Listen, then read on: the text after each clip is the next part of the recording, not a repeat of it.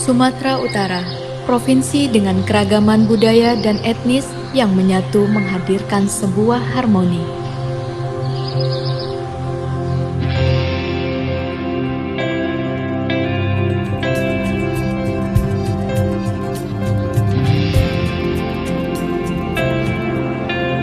Warna-warni budaya Sumatera Utara semakin kokoh ditopang sumber daya dan keindahan alam lainnya.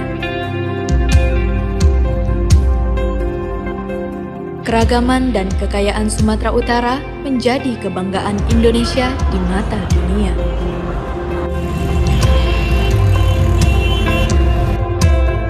Universitas Muhammadiyah Sumatera Utara berdiri sebagai pilar yang mendukung ketersediaan sumber daya manusia yang berkualitas.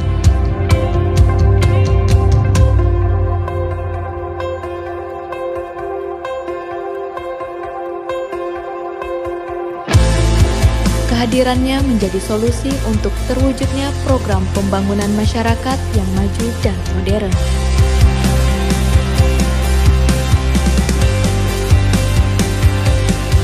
UMSU lahir untuk menjawab tantangan dan perubahan zaman.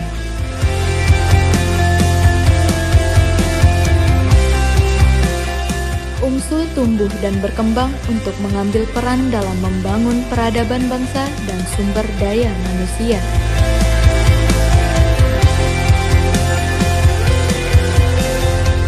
Menjawab perubahan masyarakat yang begitu cepat dengan pengembangan ilmu pengetahuan dan juga teknologi.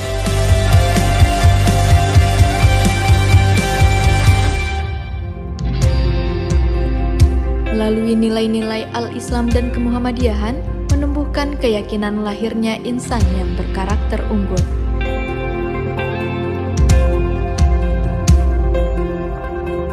Peningkatan kualitas akademik adalah keniscayaan dalam pengembangan sumber daya manusia.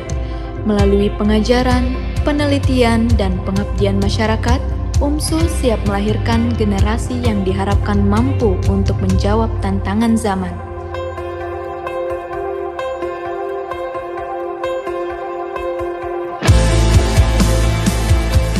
Untuk itu, pemenuhan sarana dan prasarana menjadi bagian penting dalam pembelajaran.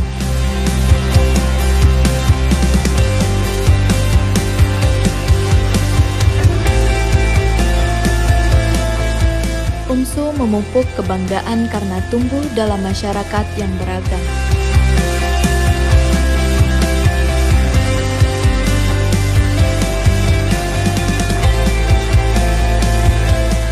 Lewat harmoni menjadi perekat dan siap menjadi solusi bagi persoalan-persoalan sosial dan kemasyarakatan.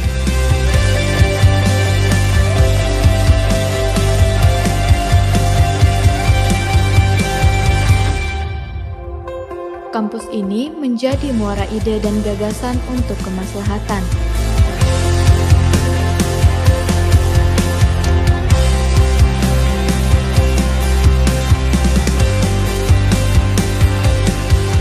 Pengembangan ilmu pengetahuan dan teknologi tidak berhenti di ruang-ruang kelas dan laboratorium, melainkan pengembangan kreativitas dan intelektualitas dilakukan lewat praktek secara langsung.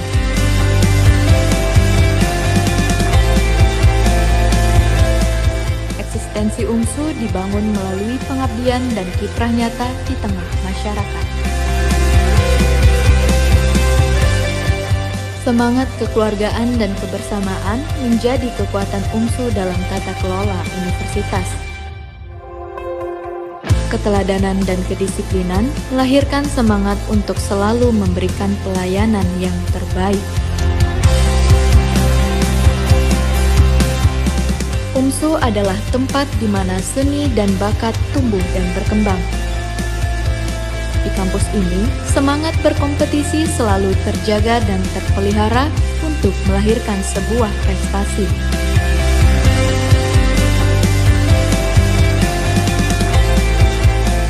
Semangat untuk selalu memberi yang terbaik menjadi kunci sukses mencatatkan nama UMSU di lingkup nasional dan internasional.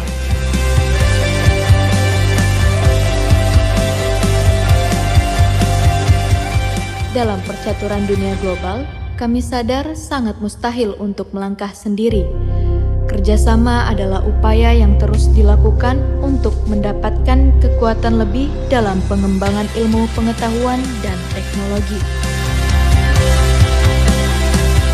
Kesadaran untuk saling memberi dan menerima adalah upaya menghasilkan sebuah karya bersama. UMSU siap melangkah bersama untuk masa depan Indonesia dan dunia yang lebih baik. UMSU, unggul, cerdas, terpercaya.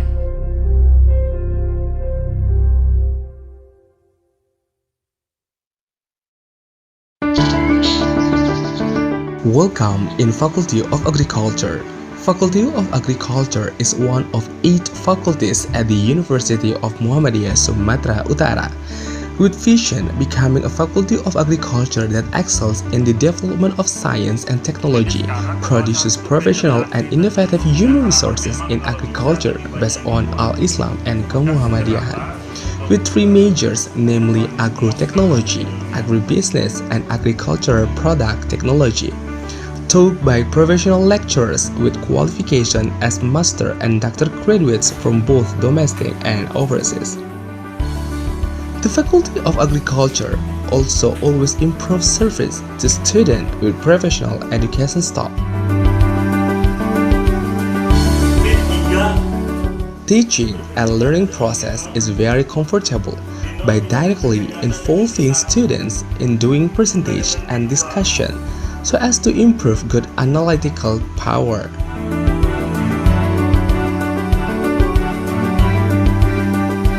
Kemudian masukkan antara yang dicuci tersebut.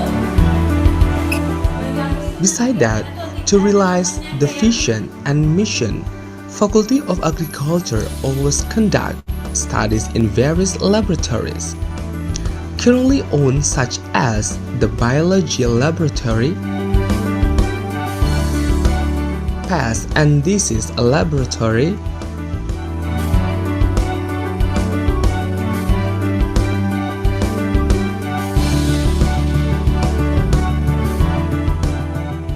Production Laboratory, Food Laboratory, Analysis Laboratory, Soil Laboratory, and Tissue Culture Laboratory in national standard with professional laboratory personnel in their field.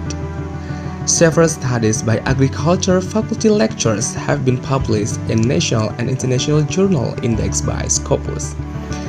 The Faculty of Agriculture through University of Muhammadiyah Sumatera Utara also has a library that has been accredited A as a place for students to search for learning resources, whether they are lectures paper, scientific papers, and discussion.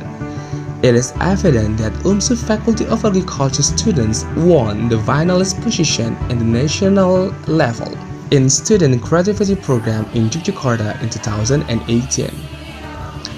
The Faculty of Agriculture also has a regular program both at internal and abroad. The overseas programs such as Comparative Study to University Science Malaysia, Comparative Study to University Putra Malaysia, Study with Food Science, Internship Program to Yukiguni Maitake, and Summer Course. That by Stephen continues that has been plastic and dishes copy. The internal program of the Faculty of Agriculture such as field trip to various locations in North Sumatra such as coffee plantation,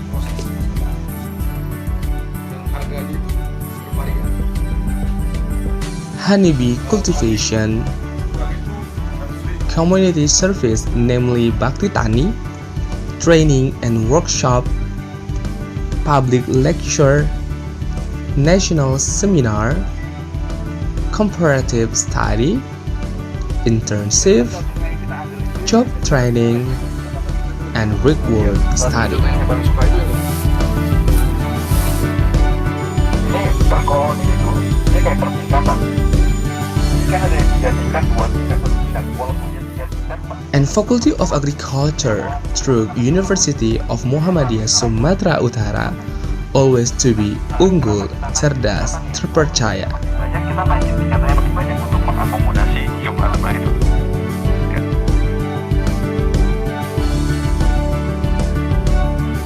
Because that, let's join with Faculty of Agriculture.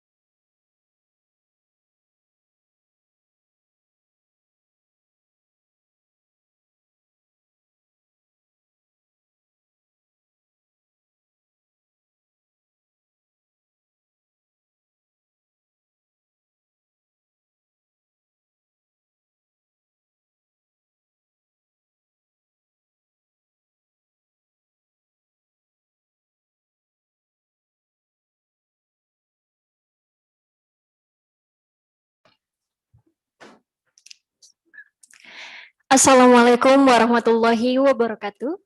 Hello everybody, all of the participants. We are so lucky today because a lot of participants join with our international webinar from Indonesia and also the other countries. We will start the webinar in 5 minutes. However, before that, again, we will announce some information regarding this event. First, please turn off your microphone during the presentation. Second, for international participants or Indonesian that join this webinar from outside Indonesia, we encourage you to name your name to the country under your name, so we can identify the international participants. Third, when you have a write down your question on the chat. You are not allowed to deliver your question directly using microphone. For presentation files will be distributed after the all presentation is complete. The link of the files will be shared. Fifth, at the end of the webinar, a link to get the certificate will be displayed and shared. You will be asked to fill your full name and title on the form, and please write it correctly. The last, at the end of the webinar, we will also announce the 3 door prize winners. We have shared the virtual background of this event on WhatsApp group and also the chat room. So we encourage you to use it as your virtual background. Thank you for your attention.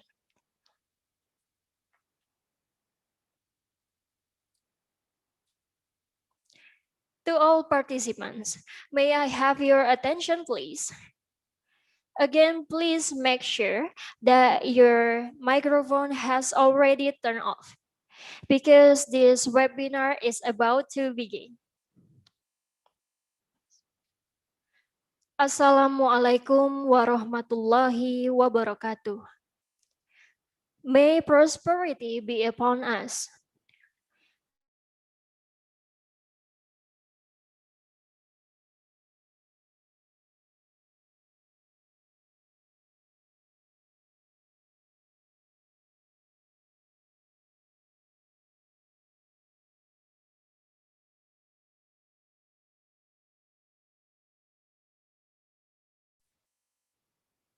Kenapa? First of all, let's praise to our God and Prophet Muhammad because we can meet in this international webinar without any obstacles. Good morning, ladies and gentlemen. We are delighted to welcome you to the International Webinar Series 1 by University of Muhammadiyah Sumatera Utara. This international webinar with the topic Impact of Pandemic on Agriculture in Southeast Asia. The Honorable Rector of University of Muhammadiyah Sumatera Utara, Mr. Associate Professor Dr. Agusani MAP. The Honorable Vice Rector of University of Muhammadiyah Sumatera Utara, Mr. Dr. Widianto SS MSI. The Honorable the Dean of Faculty of Agriculture, University of Muhammadiyah Sumatera Utara, Mrs. Associate Professor Dr. Insinyur Asrita Narni Munar MP. The Honorable all of the guest speakers in this international webinar. Distinguished guest participants, ladies and gentlemen. Today is a great honor for me, Wida Akasa, to be a master of ceremony and welcome every one of you in this event. Before starting our webinar, let's say Basmalah. Bismillahirrahmanirrahim. Distinguished guests, participants, ladies and gentlemen, we are now going to listen to the opening remarks by Rector of University of Muhammadiyah Sumatera Utara that will be represented by Vice Rector of University of Muhammadiyah Sumatera Utara to Mr. Dr. Rudianto SOS MSI. Time is yours. Assalamualaikum warahmatullahi wabarakatuh. Alhamdulillahirabbil alamin, salatu wassalamu ala asrafil anbiya wal mursalin wa ala alihi wa sahbihi ajmain. The Honorable Dean of Faculty of Agriculture, University of Muhammadiyah Sumatera Utara, Associate Professor Dr. Asrita Narimunar, and all of Vice Dean, the Honorable, all of the guest speakers in this international webinar, distinguished guests, participants, ladies and gentlemen. Good morning, everyone. I am Rudianto, Vice Rector of University of Muhammadiyah Sumatera Utara, representing of my rector. Praise to Allah, the Almighty, for all of His blessing, where today we could all gather here in order to attend the International Webinar Series 1 by University of Muhammadiyah Sumatera Utara, Medan, with the topic, very interesting topic, impact of pandemic on agriculture in Southeast Asia. Distinguished guests, participants, ladies and gentlemen. As we know that the pandemic of COVID-19 still exists in the world, including in Indonesia. In Indonesia, the focus on eradicating the virus has been going on for more than a year until today. Many negative impacts have been felt in many sectors, including in agriculture. Agriculture is, I think, closely related to food needs and food security. However, as the disease progresses, making movement restriction more and more stringent, causing labor shortage for the harvest, the difficulties for farmers to bring their product to market, and other related issues. Nowadays, various policies have been made by each country to maintain the stability of food needs, and many more things have been done related to this issue. Therefore, in this situation, I think cooperation between countries is very important, and hopefully we can learn from each other how to deal with this situation. Distinguished guests, participants, ladies and gentlemen, today we will listen to some explanation from the expert in the field of agriculture from Southeast Asia countries, such as the Philippines, Thailand, and Indonesia, about the impact of pandemic on agriculture.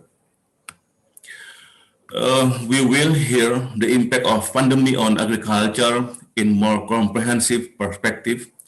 Hopefully, by this seminar, we will receive some good insight of the recent situation on the agriculture affected by the pandemic.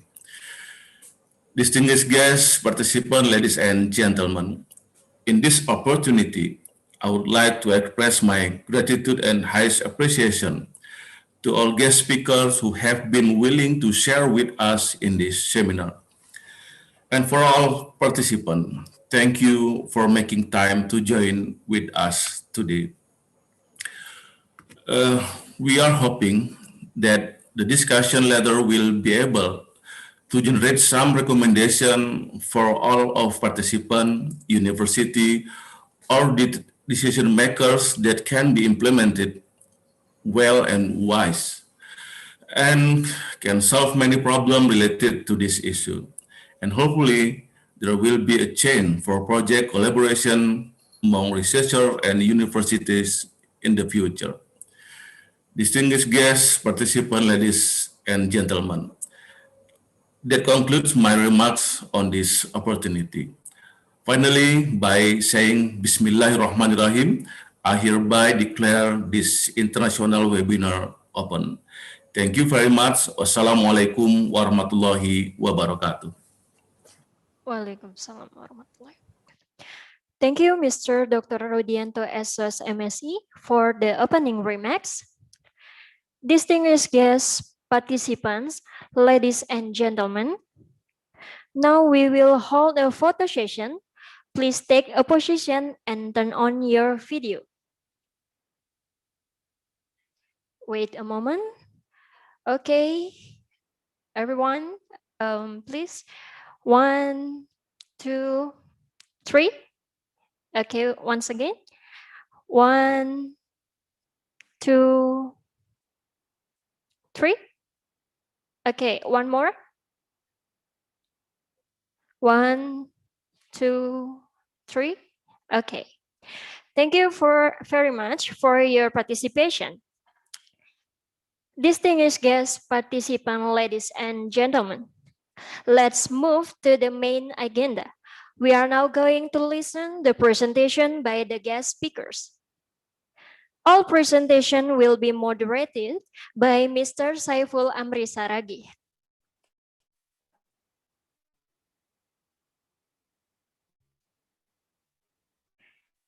Mr. Saiful Amri Saragi is a lecturer at of Agrotechnology, Faculty of Agriculture, University of Muhammadiyah, Sumatra Utara.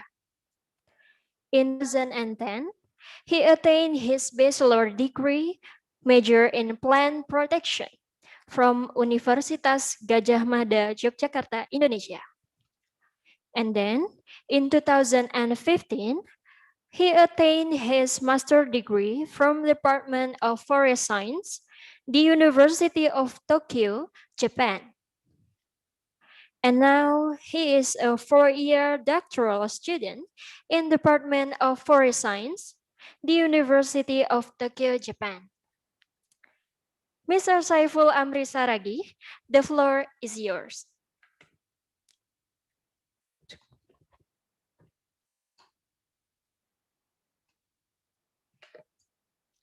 Okay.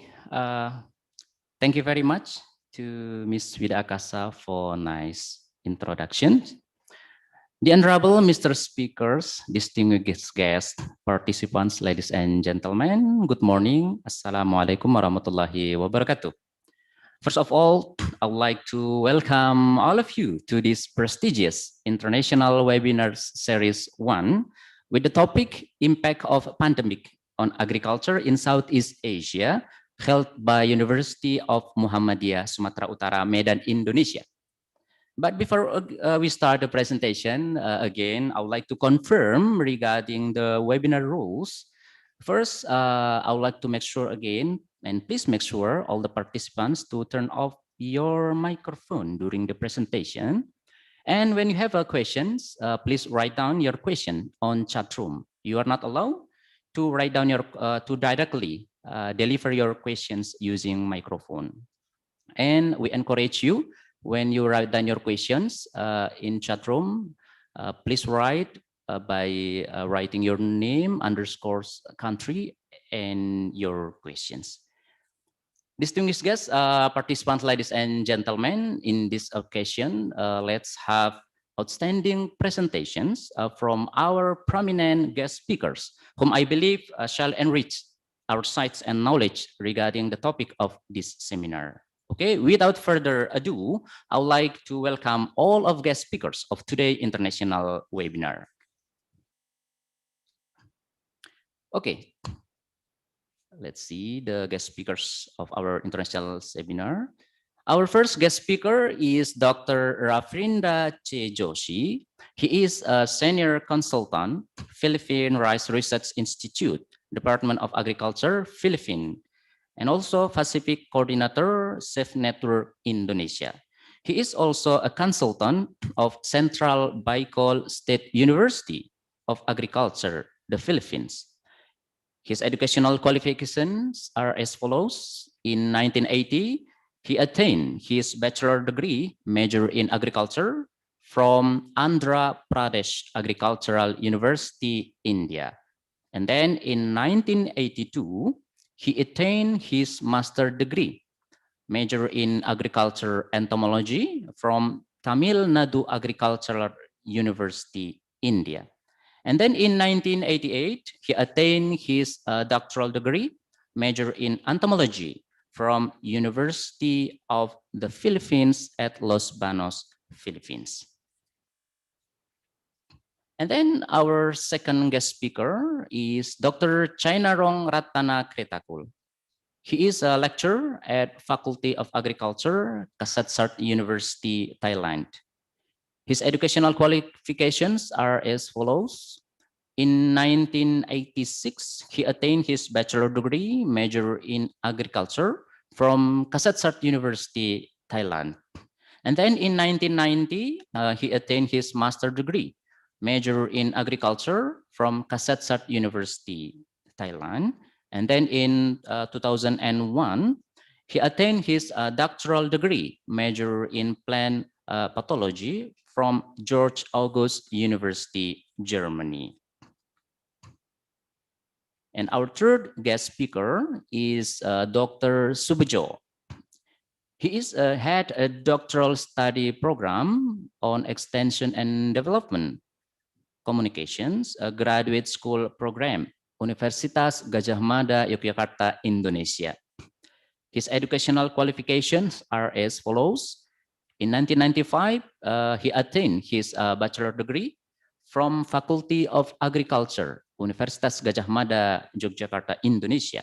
And then in 2004, he attained his master degree from Graduate School of Agricultural and Life Science, Agricultural Research Economics from the University of Tokyo, Japan.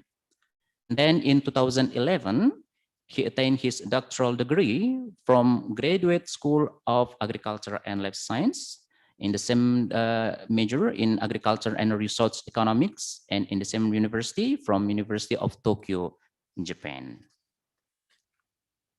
Okay, now ladies and gentlemen, let's welcome our first guest speaker, Dr. Joshi. Dr. Joshi, are you ready for the presentations? Thank you so much. I'll just share my presentation and then I'll go ahead. Okay. Just give me a minute, please. Okay. Dear participants, ladies and gentlemen, Dr. Joshi will deliver a presentation entitled Impacts and New Thinking for the Philippine Agriculture. Dear participants, ladies and gentlemen, please welcome Dr. Joshi. Dr. Joshi, the floor is yours, please.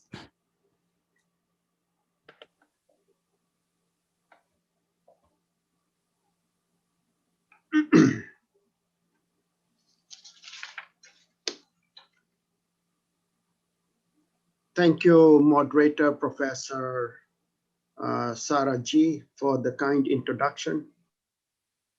Good morning and warm greetings to you all from the Philippine Rice Research Institute, which is under the Department of Agriculture based in the Philippines, and also from the SAFE network, which is based at the Andalas University in Padang, Indonesia. Many thanks to Professor and Vice Rector, and also to the Professor and Dean, Faculty of Agriculture, for the kind introduction. I'm particularly honored to be in the midst of eminent researchers and speakers from Thailand, Indonesia, and many parts of the world.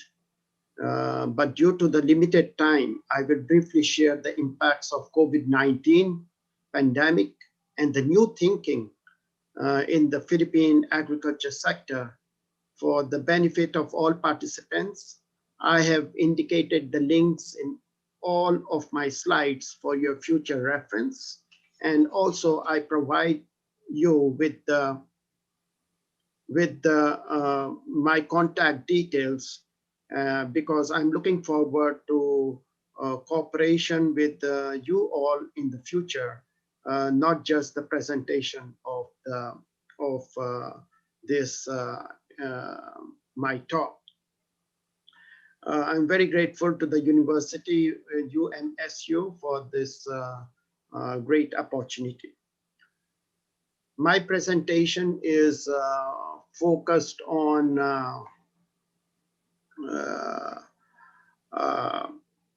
I have an outline which I try to make it very simple for easy understanding.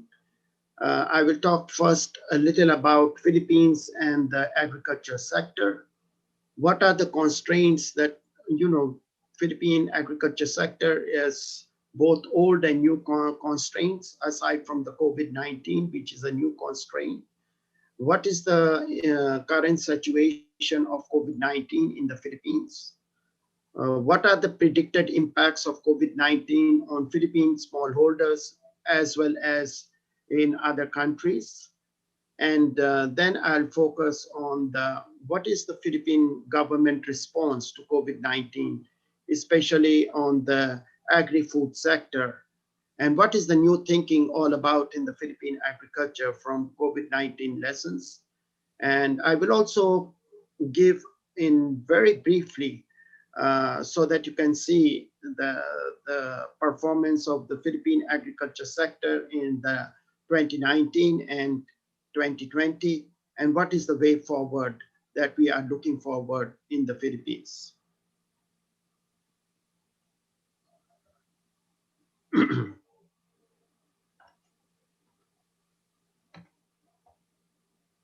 I am not sure why I can't move my slides. Okay.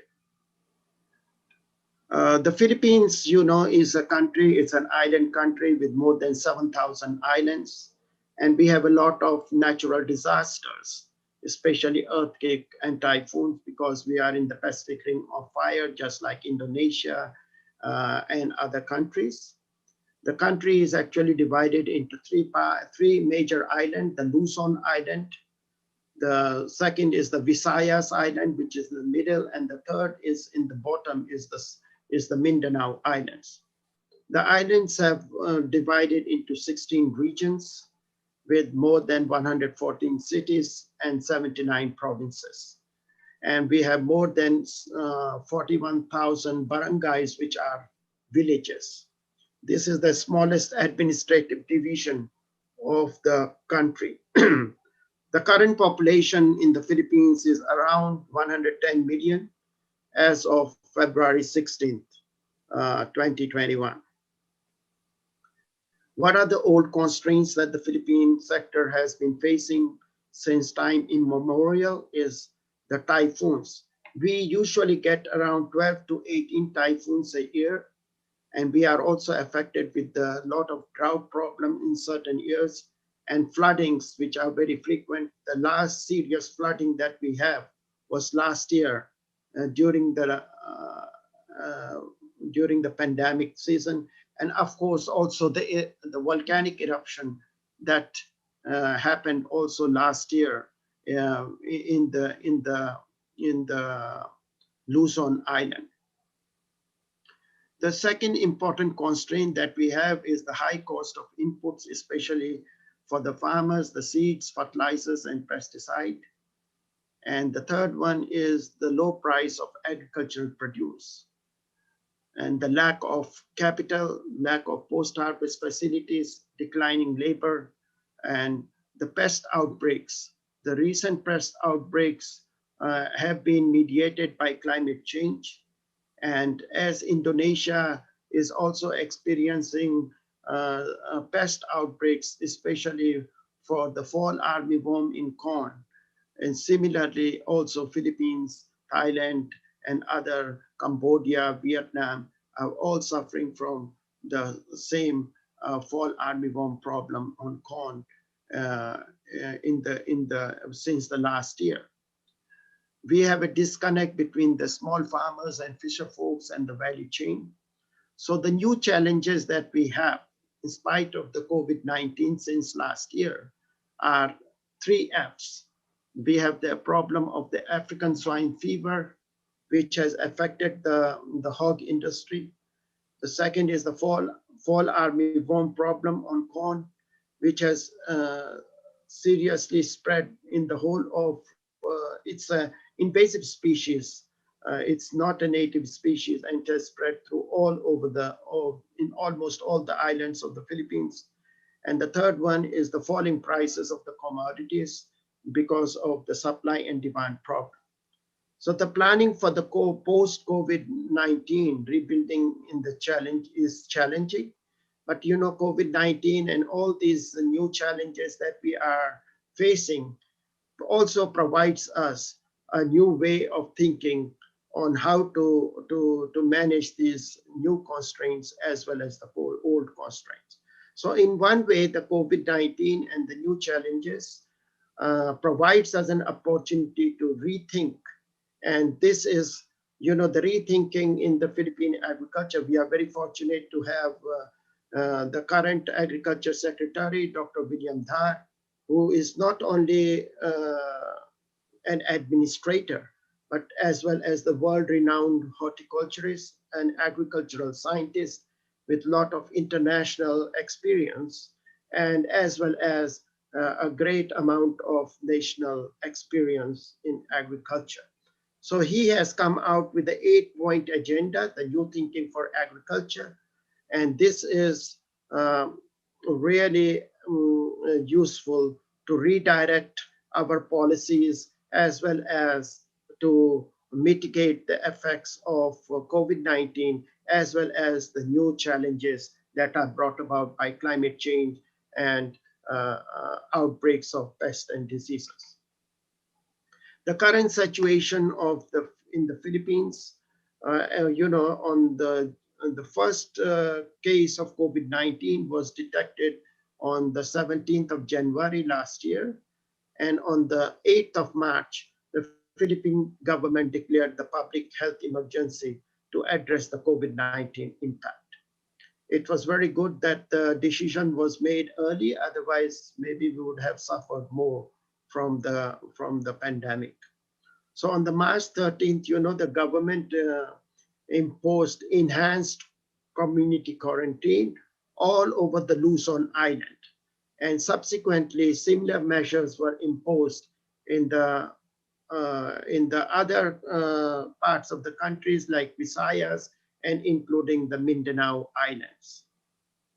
So as of 17th February, you know, just few days back, we have reported cases of 552,000, more than 552,000, and we have experienced, unfortunately, 11,000 plus deaths. But we have also, over time, you know, since the first reported case and until now, we have been able to reduce the recoveries. So the number of cases, that means that we have been able to reduce the number of deaths. And currently, the recovery rate is very high, which is around more than 5,000 recoveries. So, you know, the confirmed cases and the recoveries has been very good with the efforts from the Department of Health as well as from the other agencies. You know, the Philippines, the Food and Agriculture Organization of the United Nations, with the International Fund for Agriculture Development and the World Food Program and the United Nations International Children Education Fund, they did a rapid assessment of COVID-19 impacts in the Philippines, together with the Department of Agriculture Philippines, and they have come out with very useful information on how the COVID-19 impacts what are the impacts and what are the strategies that need to be taken. So those are the things that I'll be discussing in my future slides. The COVID-19 impact has inflicted unprecedented controls on travel and social distancing, just like in other countries, with adverse economic consequences. So the whole ASEAN region, I think, has, and including the global basis, the consequences of COVID-19 have been felt by most of the countries. The public health emergency measures have disrupted, you know, as the Vice Rector mentioned this morning, It has also affected not only the Philippines, but also in the whole world on the supply side as well as on the demand side of the agri-food systems. So these are some of the, I happened to give a presentation at the National Research Council of the Philippines and to the APO member countries which headquarter of APO is in Japan. But I was invited to give the impacts of COVID-19 on the global basis. So I have summarized in this slide what are the possible impacts that many countries are suffering. And this is true not only for the Philippines, but as well as to the other Asian countries. It ranges from the unavailability of farm inputs to shortage of laborers, to increase input cost, so it affects both the whole value chain from the production to the marketing as well as to the users. So it is from the field to the table, the disruptions at different levels from COVID-19. The Philippine government response to the impacts of COVID-19 were spearheaded by the Department of Agriculture with the Secretary of Agriculture, Dr. William Dar, providing the orders for to address the responses of COVID-19, especially on the agriculture sector. So some of the measures that we have taken on the advice of the Secretary is we have the continuity of the Department of Agriculture sector services, especially we have skeletal workforce and the option to work from home arrangement from time to time. The second is the creation of the COVID-19 Food Resiliency Task Force, which looks into various aspects of how to address COVID-19. And one of the things that, the things that was very good in the Philippines was the issuance of the online food passes. So what happens is that the continuity of the food lane through the special green lane, where the different agencies of the government assist in the smooth movement of the food from the provinces, from the field, from the farmers' field to the markets and to the different parts of the country. So that was one of the great things that the Philippines has done from the start of the pandemic. The fourth important thing that is being focused is now not only focusing, we have to focus more on commodity diversification. Philippines is mostly rice-based. People consume rice more than 3 times a day. And so we are also looking at commodity diversification, because to address COVID-19, the important thing is the health, the immunity, the immune system should be strong. So, consuming diverse food and nutritious food, especially vegetables, fruits, and other staple crops, together with rice, is an important to improve immunity. So that was one of the things that was introduced.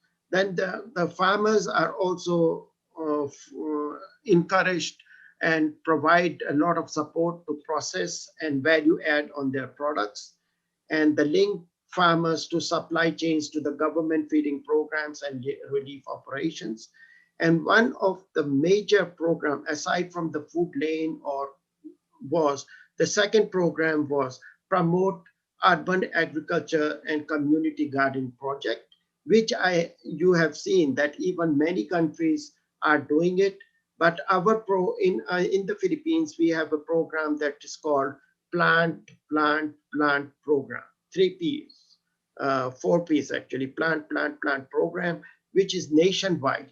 Even at the smallest administrative level, the Department of Agriculture is supporting with the providing of vegetable seeds, providing small livestock, providing so that the continuity of because people have more time during the pandemic to also engage into home gardening and also into urban gardening because of the lack of quarantine, because of the lack of movements and a strict implementation of the quarantine. And also, gardening is very important because it also provides exercise and also boosts the immune system. And this is looking from the medical point of view. One of the program that I will be talking in a little while is about the Kadiva ni Ani. Kadiva means income, and Ani means the harvest and income. Both has to be boosted.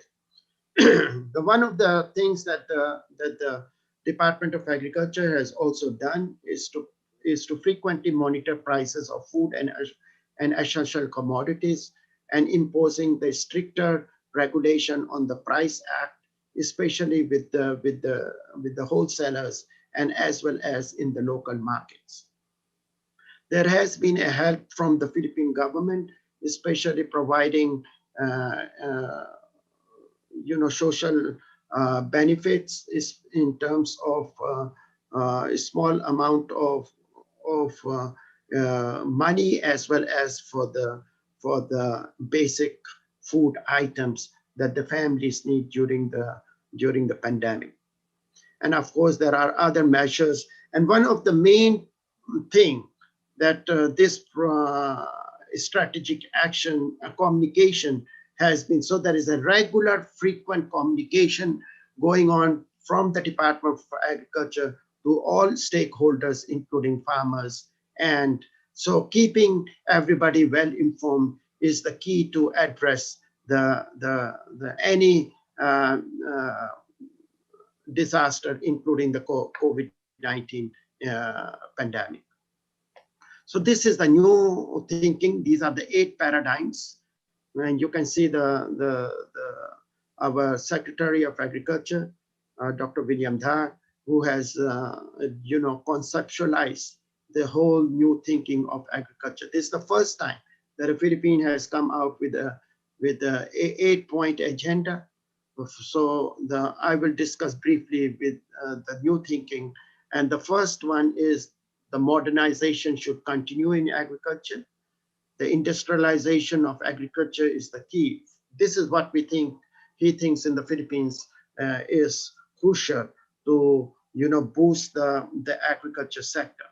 The third is the promotion of exports is a necessity, and consolidation of small and medium-sized farms, because we are small farmers, we are isolated, we have small land holdings. So the consolidation of the small and medium-sized farms is very crucial. The infrastructure development would be very critical, especially in terms of post-harvest as well as other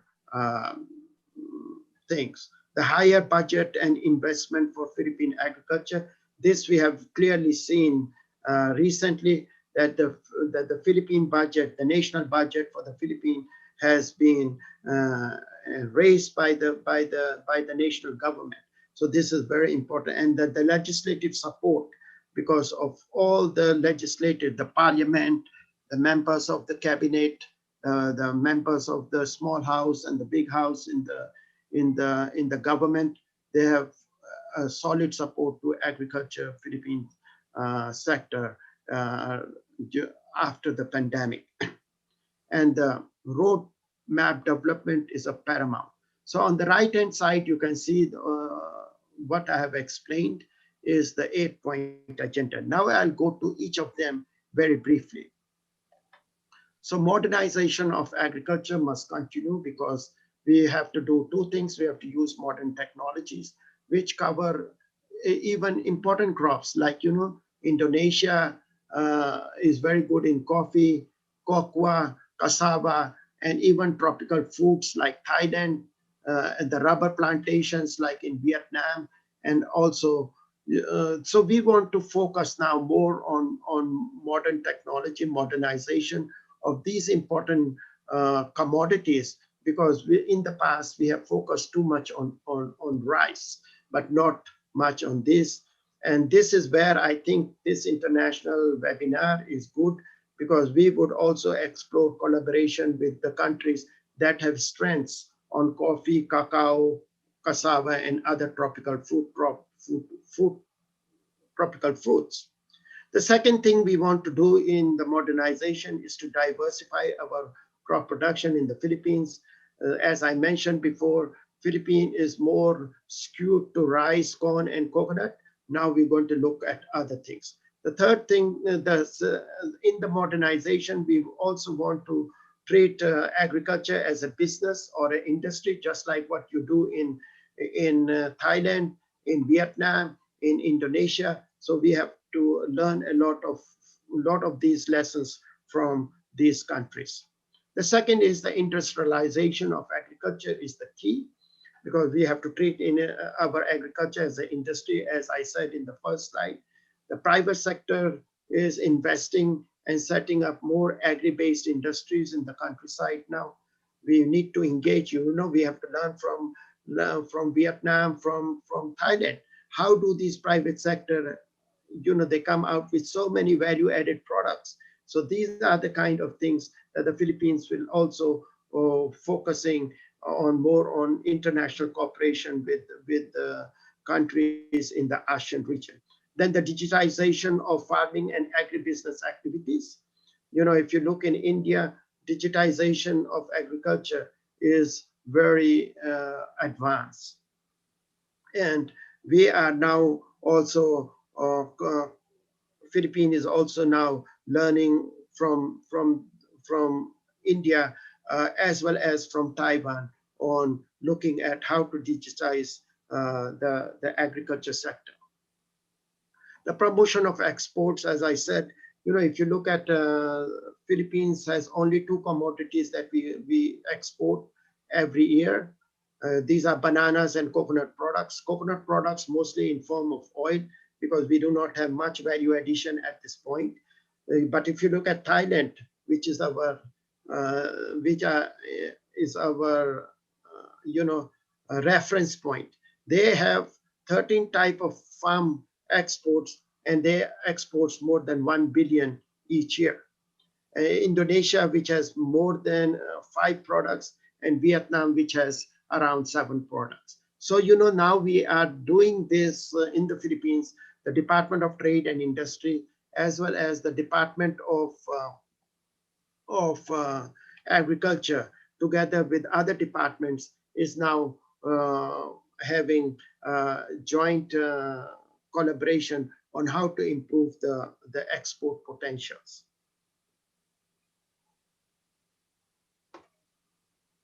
I don't know the slide. Okay. Slide is not moving. Okay. Consolidation of small farms, because I said we are, our land area is very small. And so we need to consolidate these farms so that we'll have economies of scale. And particularly if you are thinking of mechanization and massive use of technology, we need to consolidate the farms. And this process is already have started now in the Philippines from this year. The infrastructure development is very critical. That's why the Philippine government has a very big program, not only in agriculture, but in the whole infrastructures, including the domestic, for domestic and urban markets, including markets, not only for agriculture, but also for other commodities. We have a build program, which is a national program, and the agriculture sector is now backriding on this program to accelerate other projects in agriculture, especially to have more areas under irrigated systems. The higher budget and investment for agriculture, this is the first time in the history of the Philippines that we have the agriculture sector has the highest budget compared to the many past years. So, the legislative support has been terrific, And the Senate and the House of Representatives have recognized the efforts of the Department of Agriculture in the Philippines by giving a higher budget. And of course, this credit goes to the men and women working in the Department of Agriculture in the Philippines, all over the country, with the strong support and the wisdom of our Secretary of Agriculture, Dr. William Dar. The roadmap development is of paramount, so we are actively involved with the private sector, and we are strengthening the value chain approach in the Philippines, making sure that the smallholders also earn their share of the fruits of production along with the value chain. So this is the performance of the agriculture sector. I just want to show you that in 2019, in the third quarter of 2019, our major contribution from agriculture is 3%, from industry was around 5.4%, from services was 3%. But if you look in 2020, because of the pandemic, all other sectors, they have a negative growth, but agriculture had a 1.2% positive growth in the third quarter of 2020. This shows the agriculture, not only in the Philippines, but also in other countries. I think the agriculture is the most resilient sector that can contribute to the national GDP. And that is on the right-hand side, you can see where the agriculture sector has performed very good. In terms of crop, we had 4.8% growth. Poultry was negative, and livestock was negative, and fisheries was positive. Why is it that livestock? Because we had a problem of the African swine fever, and in terms of poultry, we had problems because of the bird flu pandemic that had spread and affected those two sectors.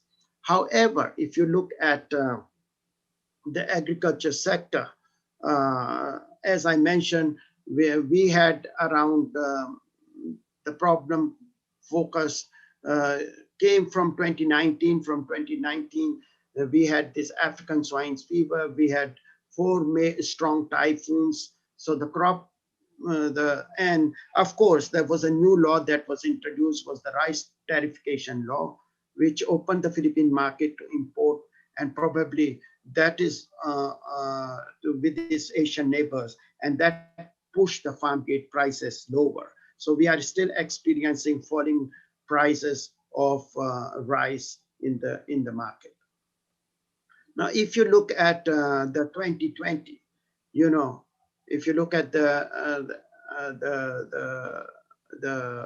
2019, we have, as I said, there was an increase in the sector, but in the 2020 now, you know, recently in the fourth quarter, we had serious problem of agriculture. We had a positive growth, but it fell down to a very minimal amount because of the main reason was because of the serious more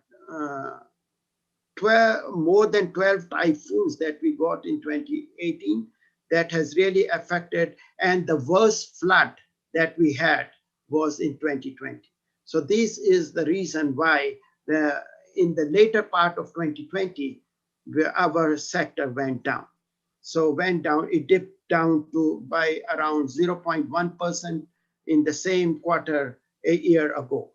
Last year, 2020, we had 3.8% output, which was positive, but it dipped down from 3.8, it fell down to a dip of only 0.1%, which is still compared to other sectors, the agriculture sector is still doing good. So the World Bank actually did an analysis of, like in other countries, they also did an analysis of the Philippines food supply chain disruptions that were created by basically by the COVID-19. So they came out with a conclusion, And I will read this because I think this is very important for us, for all of us to understand. The Philippines has mostly succeeded in sustaining functional food supply chains. Among the most effective measures have been the food lane pass. You know, this is what I mentioned in my presentation before, that the food lane pass, the green pass which permit the suppliers and the trucks to pass freely through the checkpoint. And the pass is extended to not only to the food, whether fresh or processed, but it also includes required input required to produce food such as feed, seed, and fertilizers. So I think that was one of the key success stories of the Philippines to address the COVID impact, aside from the new thinking that I mentioned a while ago. So what is the way forward? The way forward that we are looking at is we want to support the community banner programs of the Department of Agriculture. So one is the National Rice Program, which is getting a lot of support from the Philippine government. The second is the corn program, the high value crop development program, especially for cocoa, for coffee, and the others that I mentioned, the livestock program, because we want to get over the problems that have been created by the avian flu as well as by the African swine fever. The organic agriculture program is focusing now because there is a lot of opportunity for export, and of course the halal food industry development program, and the more support to strengthen the new thinking of agriculture together with development partners, private and public institutions, including universities and other international organizations not only in the ASEAN region as well as in the other countries. The focus is on the production to consumption value chain and empower the marginal sector and support diverse distribution efforts with food logistics. Of course, we have to address the hunger, which is not only real hunger but also nutritional hunger, and because we want to address the health issues together with the other partners, because if you have healthy people, healthy communities, then the pressure on the food sector is also less, and also in terms of the whole economic country. And of course, we are focusing a lot now on the biosecurity measures, especially for transboundary pests, including the one I mentioned is about the African swine fever, the bird flu, as well as the fall armyworms and other commodities. So our program in the Philippines has focused with the pandemic, with the start of the pandemic. We have this plant program, which has three things. We have to survive, which we already have survived. We are now rebooting it, and now the final is we have to grow and improve the agriculture sector with the new thinking of the Philippine agriculture. So thank you so much for this opportunity, and I'll be happy to answer questions during the question and answer session. Thank you very much. My contact details are there. So anybody who wishes to contact me, they can contact me through WhatsApp or through my email. Thank you so much. Very much to Dr. Josie for a very nice initiative and talk. So Dr. Josie, see the situation of the agriculture affected by the pandemic now. We can hear that Dr. Josie talk about the situation in the Philippines, not only affected by the pandemic, but also the situation affected by the climate change and natural disasters. And also, Dr. Joshi will talk about there are so many smallholders have suffered or maybe will suffer from this pandemic. And we also have heard many responses from Philippines government on agricultural sector. Dr. Joshi also presented about the thinking concept of the Philippine government. And we can see that how agriculture sector is decreasing from 2019 to 2020 caused by this pandemic and also natural disaster. And Dr. Joshi, we can see that how serious Philippines government to deal with this situation, and also how you can maintain supply food chain.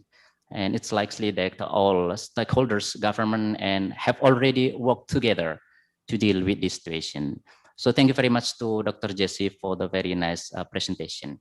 Okay, dear participants, ladies and gentlemen, actually we have already have some questions, but we will hold until Q&A session. So please wait.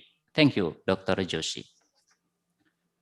Okay, now, ladies and gentlemen, let's welcome our second guest speakers, Dr. Chainarong Rattanakretakul. Hello, Dr. Chainarong. Are you ready for the presentations?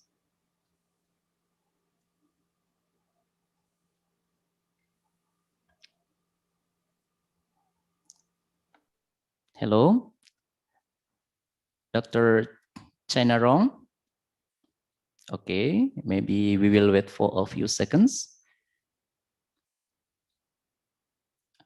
Okay. Dr. Chainarong, are you ready for the presentations? Okay. Hello, Dr. Chainarong. Are you ready? Okay. Okay. Dear participants, ladies and gentlemen, Dr. Chainarong will deliver presentations entitled The Impact of Pandemic on Agriculture in Thailand. Ladies and gentlemen, please welcome Dr. Chainarong Rattanakretakul. Dr. Chainarong, the floor is yours, please. Dr. Chainarong, can you unmute your microphone? Okay. Hello, It's doctor. okay. Yes, Okay. yes. Okay. Thank you very much for introducing me. And this topic is very important for the agricultural sectors right now. I hope that the information that I prepare is ready for us as agriculturalists to understand the situation and arrangement for our situation. First of all, I would like to introduce where am I. I am in the second campus from Kasetsart University.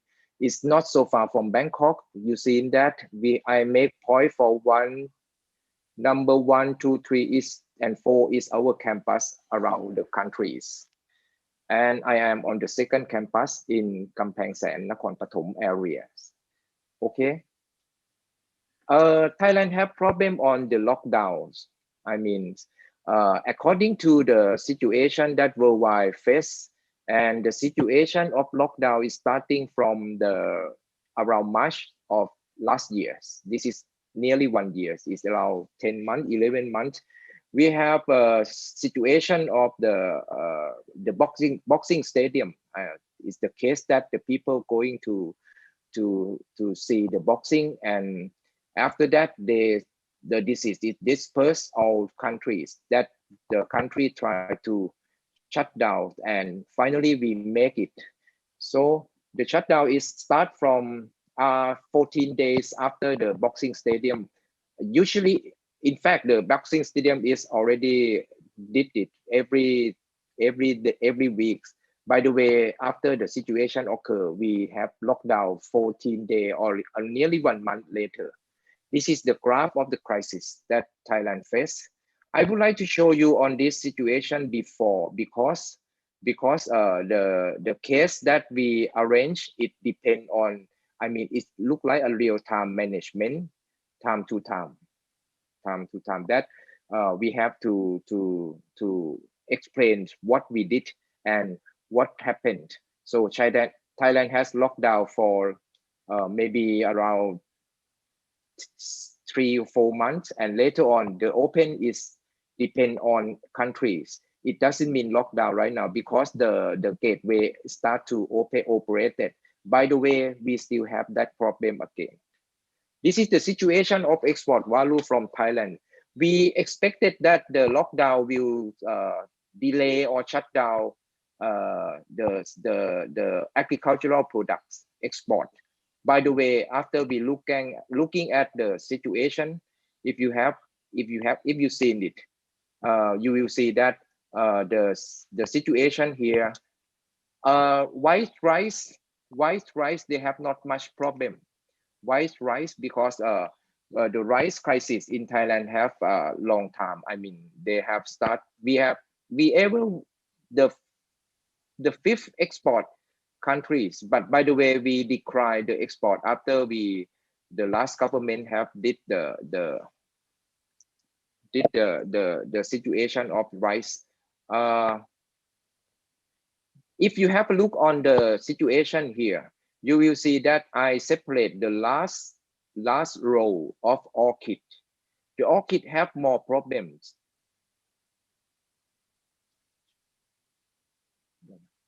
The orchid has more problem on the situation. The orchid has if you it's okay. The signal is okay. Okay, doctor, no problem. Okay. Okay. The orchid has much problem. If you see that the data of 2020 and 2019, that the declining of orchids has very much decline. This one have the one that impact the real-time impact of the situation in of orchid in Thailand. Orchid, because the orchid is ornamental and we export. By the way, the export of orchids is suddenly shut down. I can tell you like that. Orchid is the first how to say, first of the case that we met the problem. At that time, the orchid is coming out of in the market, and we have to support in domestic. And right now they try to change their system. By the way, you see that longan also. Some fruit is okay, but some fruit is still working. I am familiar with more or less on fruit, and you see that we still export durian. Durian is major export right now in Thailand in all the fruit. By the way, the volume is not so much, but it's impact of the export also.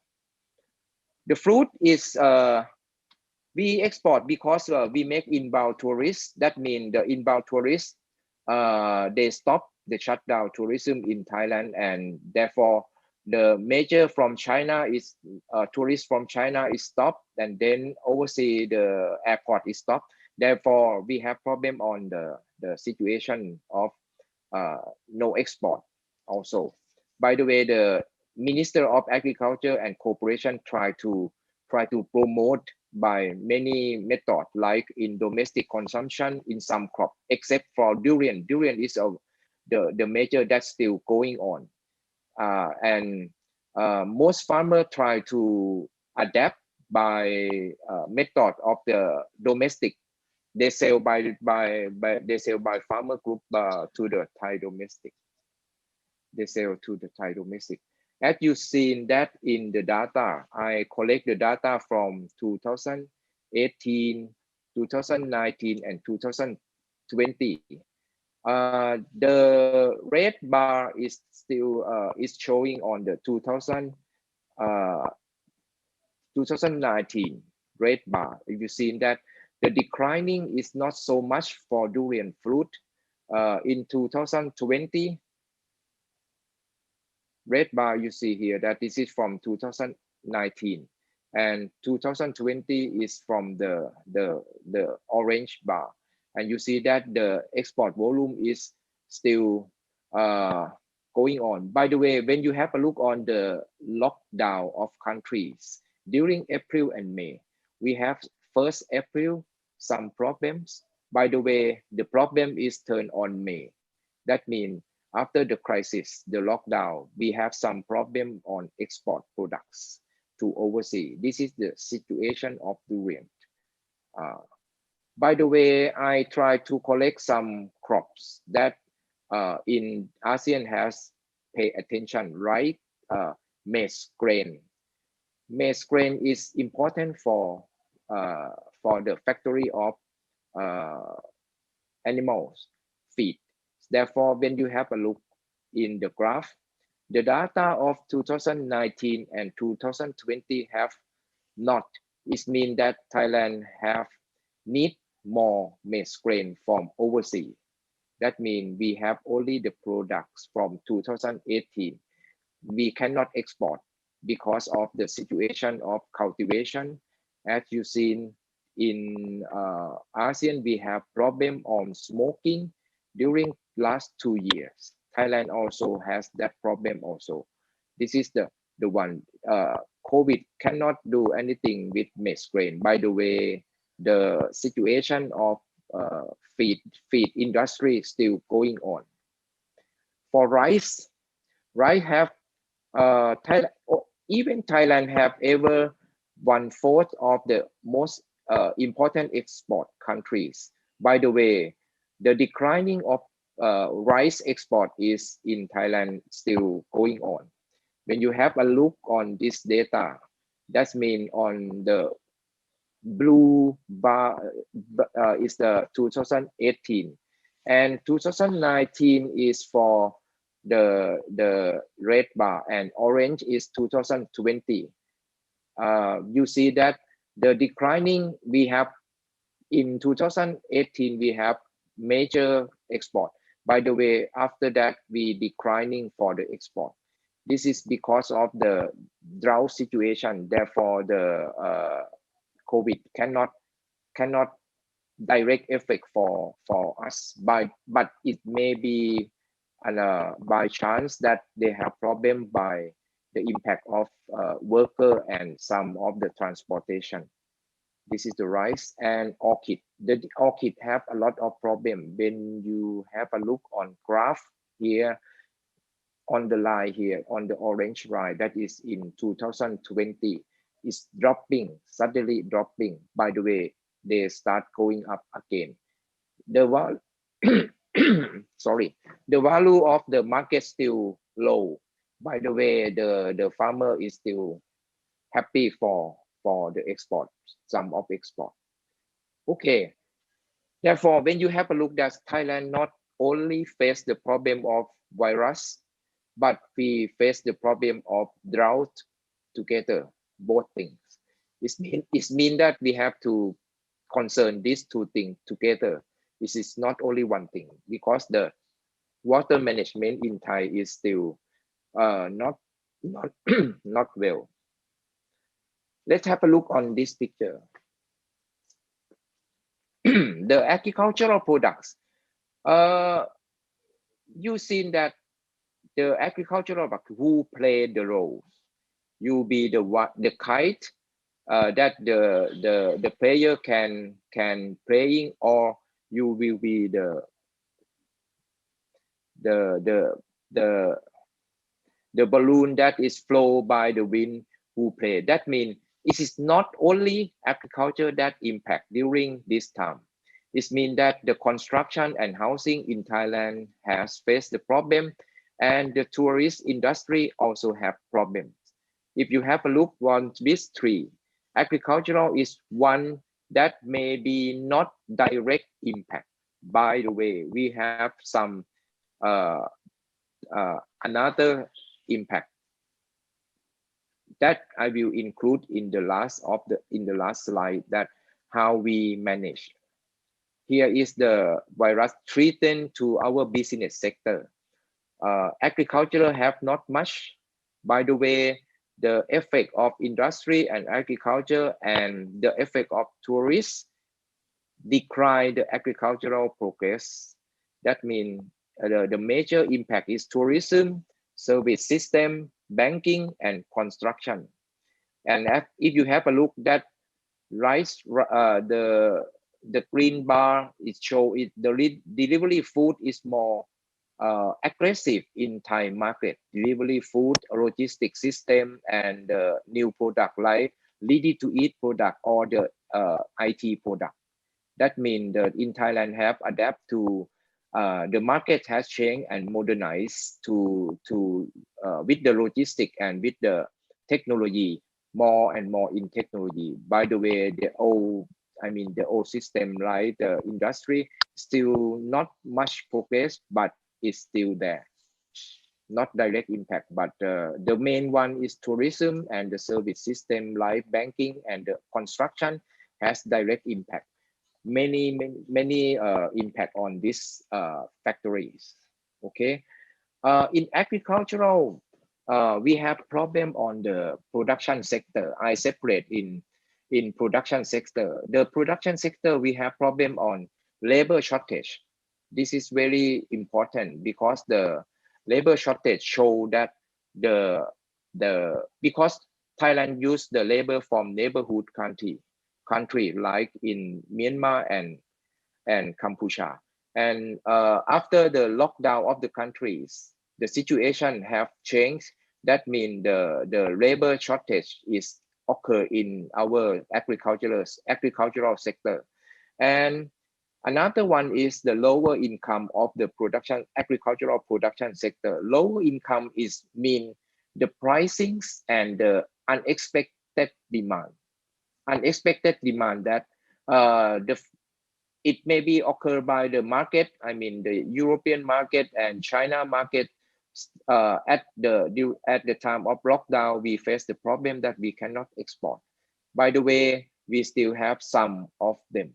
It means we have to concern on the production sector of labor shortage and lower income. And the other one is the logistics sector. The logistics sector, we have problem on the container shortage. Container, that means when we export to overseas, we use container, and the situation right now in Thailand, we have no container. We have to make, or we have to renew the system because the container still fixed in the port in Europe or in China. They cannot deliver the container to the countries. That is, maybe you are not. It is comic. It is funny that we have not enough container. By the way, we face the problem. And the other one is the market and business sector. It means that the overseas market is declining in some areas. And this is because of every country in ASEAN met the problem except some products. That means they got the pandemic and global crisis the same. And this one is disruption of food supply chain. That means the business sector, when they cannot control the processing, they stop. And that means if they want to rebuild again, it need to more concern on the power, manpower, the technology, and everything had maybe slow down for 10-20% instead of growing up for 10% for each year. That means, but right now they start to time to build up the new sector that going on. Let's have a look on this again. If you see that the coronavirus as a wind of change, it means that if you use this situation, the agricultural with seed and no seed, you can see that they have some different meaning. Agricultural with seed, you mean you can spreading the seed around the land, the free land. That means it can build up. In our country situation right now, many people focus on greenhouse production, plant factory, they try to concern on this, and the machining is coming because they awareness of the power, and they plan for everything in the future. That means the crops like rice and maize is maybe separate. For the vegetable is more important that the farmer has concerning on that. So if you think that coronavirus come and going by, it means this wind of change will come soon. Okay. Another problem in our country, the situation right now is droughts and the phytosanitary measure.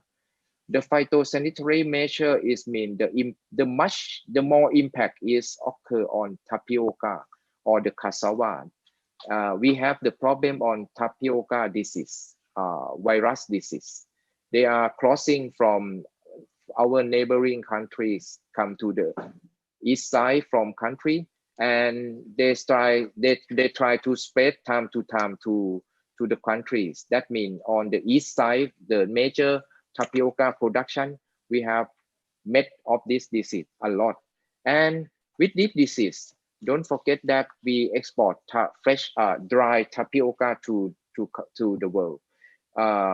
With drought situation, that means and no worker, this three situation is coming in the same time, and that means the price of tapioca may be fluctuation again. Of course, that if we have a look on sugarcane met the problem of drought and the transportation. That means for the agricultural products, we may face the problem of drought and phytosanitary a lot. Okay, and then for this, I said that the opportunity to enhance the resilience, sustainability, and productivity of the agricultural in Thailand. I add some topic more in the slide. That means in Thailand, we start the vaccine on February. On this end of this month, the first lot of vaccine coming. But the government promised that in the end of the year, they will coverage about 50% of countries for the vaccines. And therefore we have to preparation on ourselves on to maintain the agricultural sector. First, I'm talking about the ensure food safety throughout the supply chain. This is more or less is a bit concern on the customer countries. We should have to make a risk assessment check throughout the system. It means that I can show you that the next slide, but anyway, this slide will continue. If you have a look on this, Thailand promote to COVID-free durian to stability market. What does it mean? It means that we have noticed from China that to ensure the product from Thailand have free of COVID-19 in on the surface of on the supply chain. It means that the government have tried to make the food safety risk assessment to ensure that the product is free from the COVID-19 to export. By the way, that I summary on this, that is mean the risk assessment is going down to the factory to concern on the checking and to concern on the certification of the COVID-free to the products. And therefore, this is the process that we have to ensure for the customer to ensure that it is COVID-free around the system. It means that in the future, the crop and the product of every country have to concern on safety more and more. The second one is the facility of the movement of agricultural product. This is the transportation system. It means that the future we have to planning a new transport route or flow. It means that if usually we use the ship, we used to ship the durian by sea port to the port of in China by ships. By the way, with the the crisis, we have to planning a new transportation. Right now we have the system of the transport by use airplane. The exporter rent the airplane from the airport. I mean, right now the airport, the traffic is not too busy, and they have some free airplanes live on the airport, and they rent, and I mean they use the airport, they use the airplane to carry the product to customer. This mean this is the progressing in the Thailand situation. And the second one is, after we have to thinking about the preservation technology of fresh produce. It means that the preservation, it had to concern that how to prolong the shelf life, how to package, and how to keep the product in a good quality. Therefore, the country have can deliver the product more. The last one is the strategy on the management of labor. We have met the problem of labor, so we have to manage the production schedule. It means that we have to try to expect the market, and then to make a schedule that to make a stock of produce. And therefore the product stock management, we have to make recheck again from the stock management. By the way, the new technology as the machining is coming, and the delivery is also the one. So therefore, within these three pillar, we have to concerning in Thailand right now. Okay, don't forget that first, food safety throughout the supply chain. This is the major one, and the second one is the movement, the transportation of agricultural products, and the third one is the management of labor. By the way, this is depend on the crops. Each crop may be not the same. By the way, it depend on the factory. This is what this one I have shown you, that to promote, to ensure that the food safety along the supply chain. That means the pack house have to show that they concerning on the risk of COVID-19 in contamination in the products.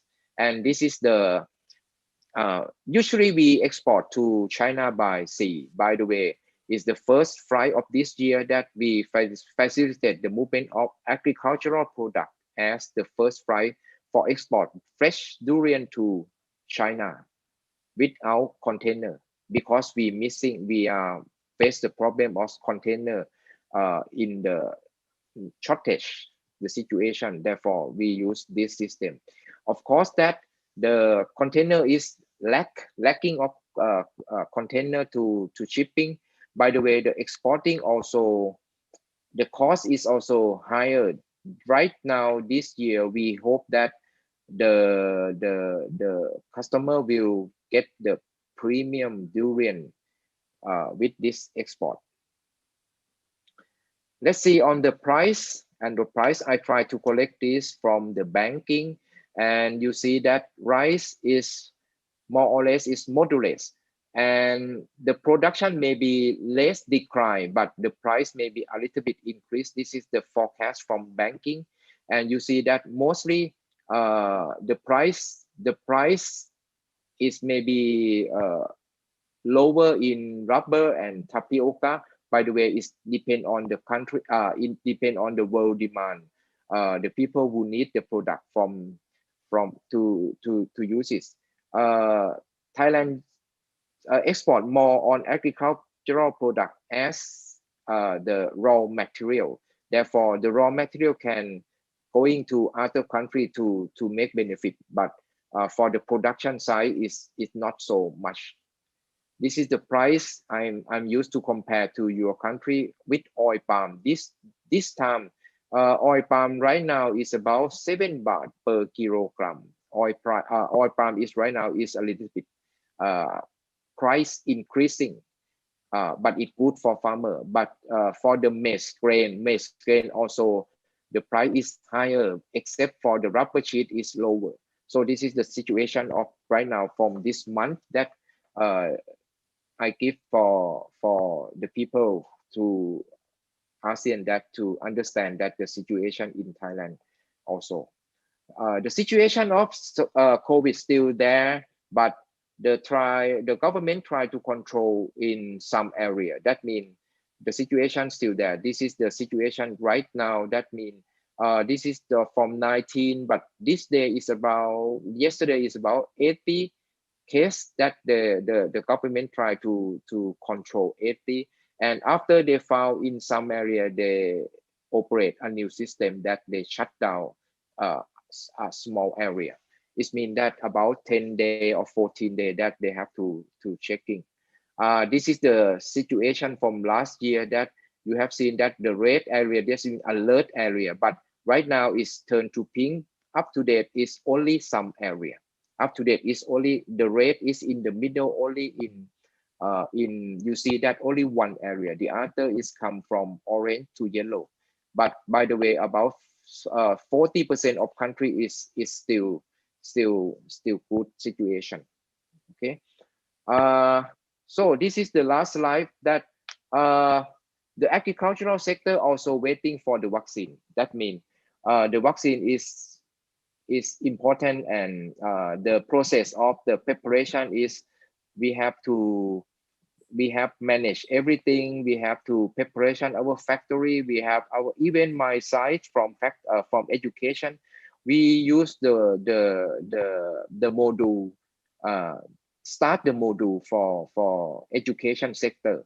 That means the lecturer is stopped and the student is there at home, and they how to say they remote sensing. We use the like Cisco. We use the system like you make a meeting right now to our student. Therefore, I don't know that in the other country also. I think about 80% be sure that we wait for the vaccine. By the way, it depends on your government policy on manages. Okay, this is the situation of Thailand, and I hope that some information may good for planning, and also your information is good for us to understand the situation also. This is the last slide. Thank you very much for attention. Okay, thank you very much to Dr. Chainarong for very informative and interesting talk. So from the presentation, we can see how the situation of the pandemic in Thailand right now, but it's look like that it's getting better. Is it right, Dr. Chainarong? Yes, it's coming to, it's better soon, because the percentage is slow down, and the vaccine, first vaccine lot is coming up end of this month, and they start to about 50% in this year for the every country, along countries. Thank you, Doctor, for the presentation. As we can see that in the presentation, we can see that yes, when the pandemic happens, there were some decreasing in the export value of some major agriculture products. Not only in agriculture, but in the presentation we can show the effect in the business sectors. Similar to Philippines, Thailand also faced the situation related to the natural disasters like a drought and also phytosanitary regulation. And Dr. Chainarong also recommended some strategy how to deal with this situation related to, and how to ensure food security, facilitate the movement of the product, and also strategy on management of the labor. Again, thank you very much to Dr. Chainarong for interesting talk. And we already have a question, but we will hold until Q&A session. So yes. Please wait. Thank you, Dr. Chainarong. Yes. Okay, now, ladies and gentlemen, let's welcome our third guest speaker, Dr. Subedjo. Hello, Dr. Subedjo. Are you ready for the presentations? Yes. Could you hear my microphones?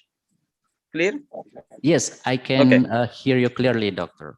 Okay, ladies and gentlemen, Dr. Subedjo from Indonesia will deliver a presentation entitled Impact of pandemic COVID-19 on agriculture and food.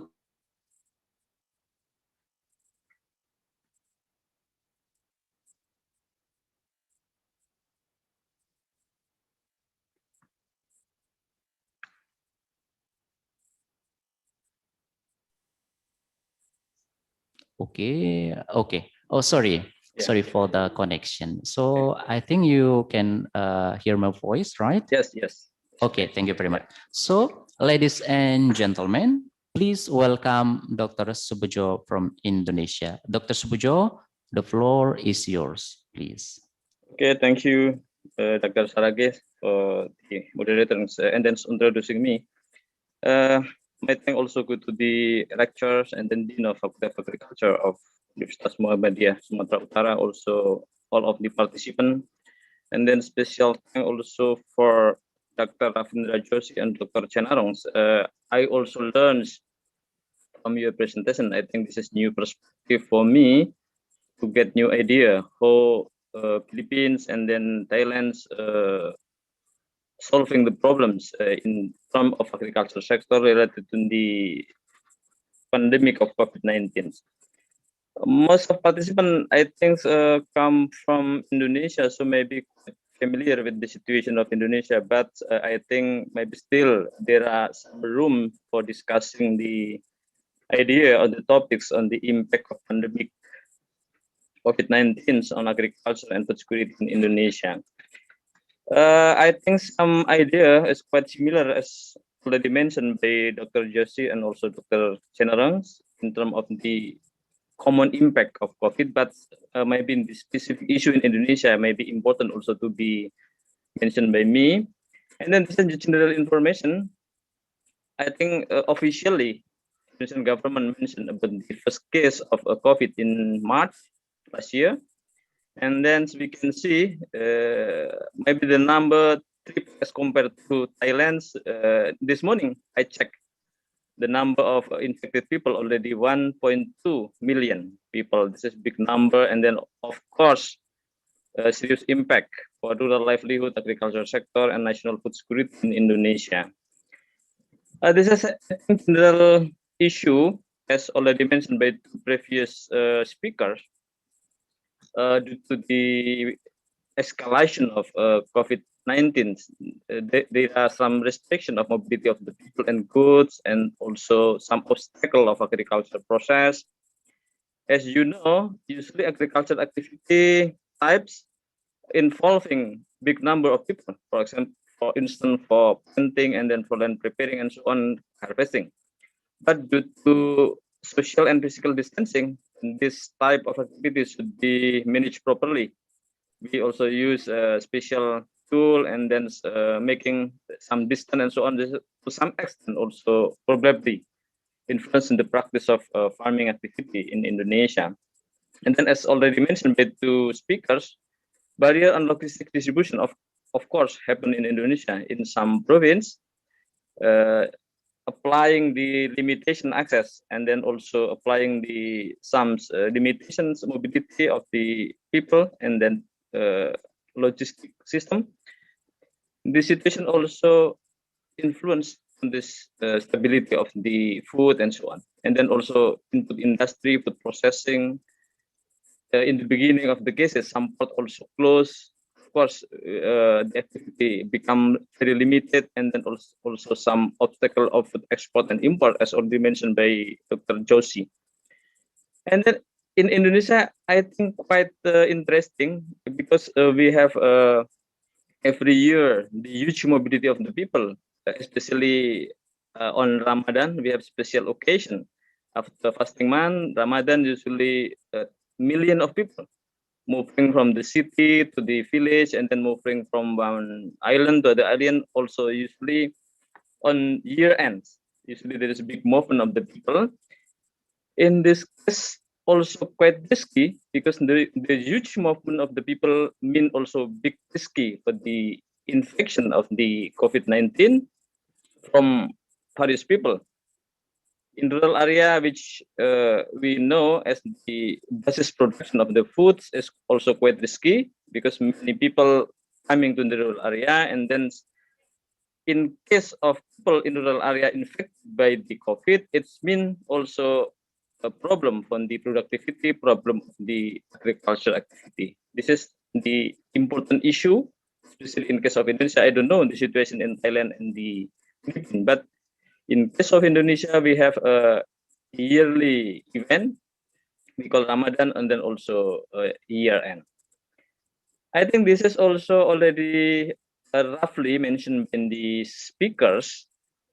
We face the effectiveness and efficiency in production. Also, some small, medium scale of the business also facing this similar problem, and then stagnating of distribution and the food product. Important thing is there are two opposite situation. In one situation, the price of food in producing area is quite low, but the price of food in consuming area is quite high. It means there is no price transmission between producing area and consuming area. I later on will show you the situation in Indonesia in some province and some commodity, which there is big between producing area and consuming area in terms of some price of food commodity. And then, of course, due to the transmission of the agricultural commodity cannot be properly transmitted, so the income of farmers, of course, will significantly decrease. And then the livelihood of rural community also having some problem. In this sense, we could consider that consumer bear more expensive food price because the mobility of the agricultural commodity cannot done smoothly. So the consumer should bear the more expensive food because the limited number of food in the consuming area, and then of course this is the economic the easy economic system. If the number of the goods limit, then the price automatically will be increased. And that's, I think, in the end of March, already there are warning from very important institution like FEO and then IFAD, World Bank, and so on, warning to the global or various country that possibility of food crisis in the world if we cannot properly manage in the spread of COVID-19. In Indonesia, also we aware about this situation. I think this is just quite theoretically, but this is very interesting. FAO making the like a model or analytic COVID-19 could to some extent disturbing some idea, including the disrupted supply chain, disrupted social protection, and then also promote economic recession, and finally also might be in the poverty level and also insecurity in global level. This is, I think, also happened in Indonesia. Later on, I will show you the detailed data about this situation. And then global newspapers are also reporting about the crisis of food due to the impact of COVID. And then also, just I read yesterday, Nature Food also reporting that the restriction of food export from producing countries also making the problem, security problem for importing countries. I think as already mentioned by Chinarong, even in Thailand, as we know well, usually every year exporting huge number of rice, but might be also some restriction. So as importing countries will face the problem for the fulfilling the food sufficiency of the people. I will show all of you this is the situation because the latest situation because I couldn't get the latest data in 2020. I already checked, but not yet published. Global Food Security Index. This is the latest data on the food security status or situation in the, especially in some selected Asian countries. To compare the Indonesia in the position global ranking in 62, still below Thailand, below Vietnam, below but slightly above the Philippines, Sri Lanka, and India. This is even before COVID-19. Actually, the rank of food security in Indonesia still not so good. So this is a warning for Indonesian government that we should properly manage the food issue. So hopefully this year this at least the relying on the status is not being done. This is also general picture reported by UN. There is possibility or the risk of the job and then risk of livelihoods related to agriculture that might be decreasing from 10 to 60%, especially in the most affected is food processing, food services, distribution services, and transportation, as already mentioned by two speakers. It could be 40 to 60%. And we see in Indonesia this also happen because like a restaurant, hotel, and then tourism is almost stops, and then food processing, food services, and then distribution also highly impacted by this situation. There is interesting data as reported by Agency for National Planning of Indonesia. This is the data on August 2020. During March to August 2020, there are 3.4 million workers stopped or terminated due to the COVID. This is not only from agriculture, of course, from various sectors, industry, infrastructure, and then also construction. The problems, big number among them usually working in the city and then moving to the village. This is the problem. So the village should have new burden to provide job, provide food, provide anything to the people having the problems after stepping from the activity in the city. This is, I think, in the beginning of this year, the number is much bigger, but I don't have the quite the number. This is the number in August 2020. And then I will show you also the situation of Indonesia. Of course, some statistical data reported that Indonesia produced in terms of amounts, number one in Southeast Asia, like rice and then soybean and then also meat and also corn. The problem is not only in the number, on the quantity, but the problem also in the number of consumer, the number of population. Because Indonesia has 270 million people. Even we could produce big number of food, but by dividing the number of population, so the ratio is also quite small. It is the problem. So we can see from this data, almost every year we still import some commodity, and then the ratio of imports over 50%, including wheat, garlic, soybean, and sugar. So this is also concern of Indonesian government because the number of population too big. So even we could produce big number of several foods, but still not enough. So maybe the diversification of food in Indonesia become the important issue in the future.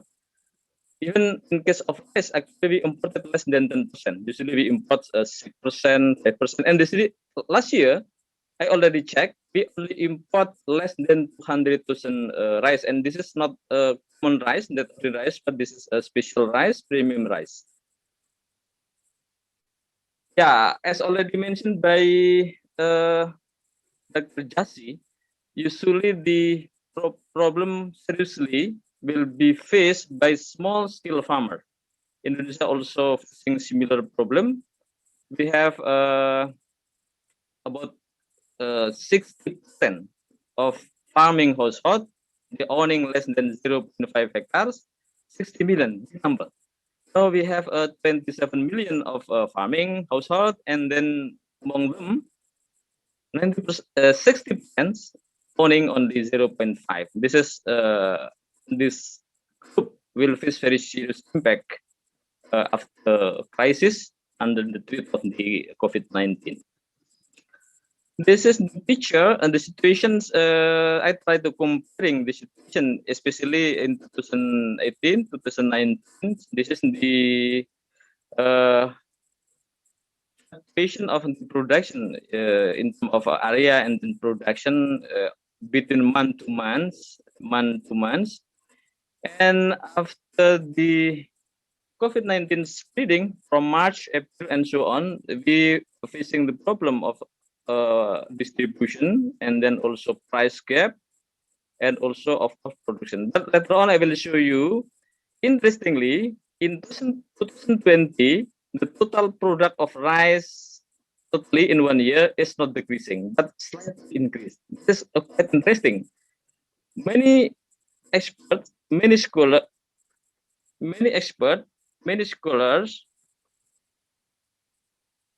expecting there are some decreasing trends, but actually, at least we show from the report of the statistical data. This is the report from the National Statistical Bureau in October 2020. If we compare between situation in 2020 and 2019, the decreasing of the area of planting rice only happened in June, July, and then in November. But in the other months,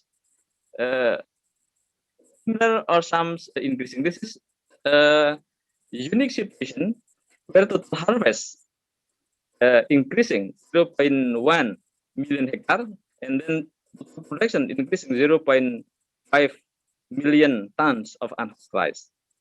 And then I tried to check the also data in last year, the import of the rice, the import only very small number, 17,000 tons, and this is also not so big, 8.9 million US dollars. And then this rice is not ordinary rice, but this is the premium particular rice, usually for middle class and so on. This is the not so real new data, but this is the happened in about April or May 2020. I tried to compare in several commodities and then also comparing several areas. We see there's big difference in terms of producer price and then also consumer or retailer price. Rice and then corn, chili, garlic, shrimp, and broiler meat. Interesting, in the case of broiler meat, usually the price is 14,000 per kilograms, but in the times April, May, only 6 to 7,000 per kilograms. This is big issue, and then we also big issue on the egg, broiler eggs and so on. So this is very nice reported by several media. For example, in East Java, in Madiun, due to the price of broiler is very low, and then farmers or growers getting big loss, and then they put the broiler on the street and then really distribute it to the visitors. This has also happened in the right side, the vegetable in East Java, also in Madiun, due to the price of vegetable is very low at the producer level, and then they brought vegetable to the city and then really distributed to the people.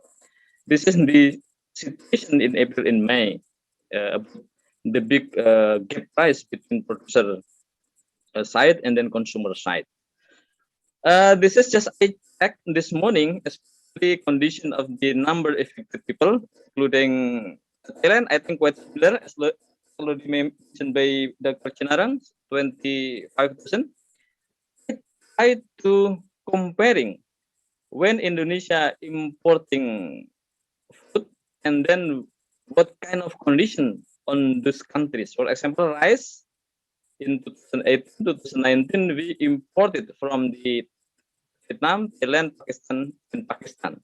And then soybean from USA, Canada, wheat from Ukraine, Canada, and USA, and then sugar from Thailand, beef from Australia, India, vegetable from China, India, and then fruit from China in Thailand.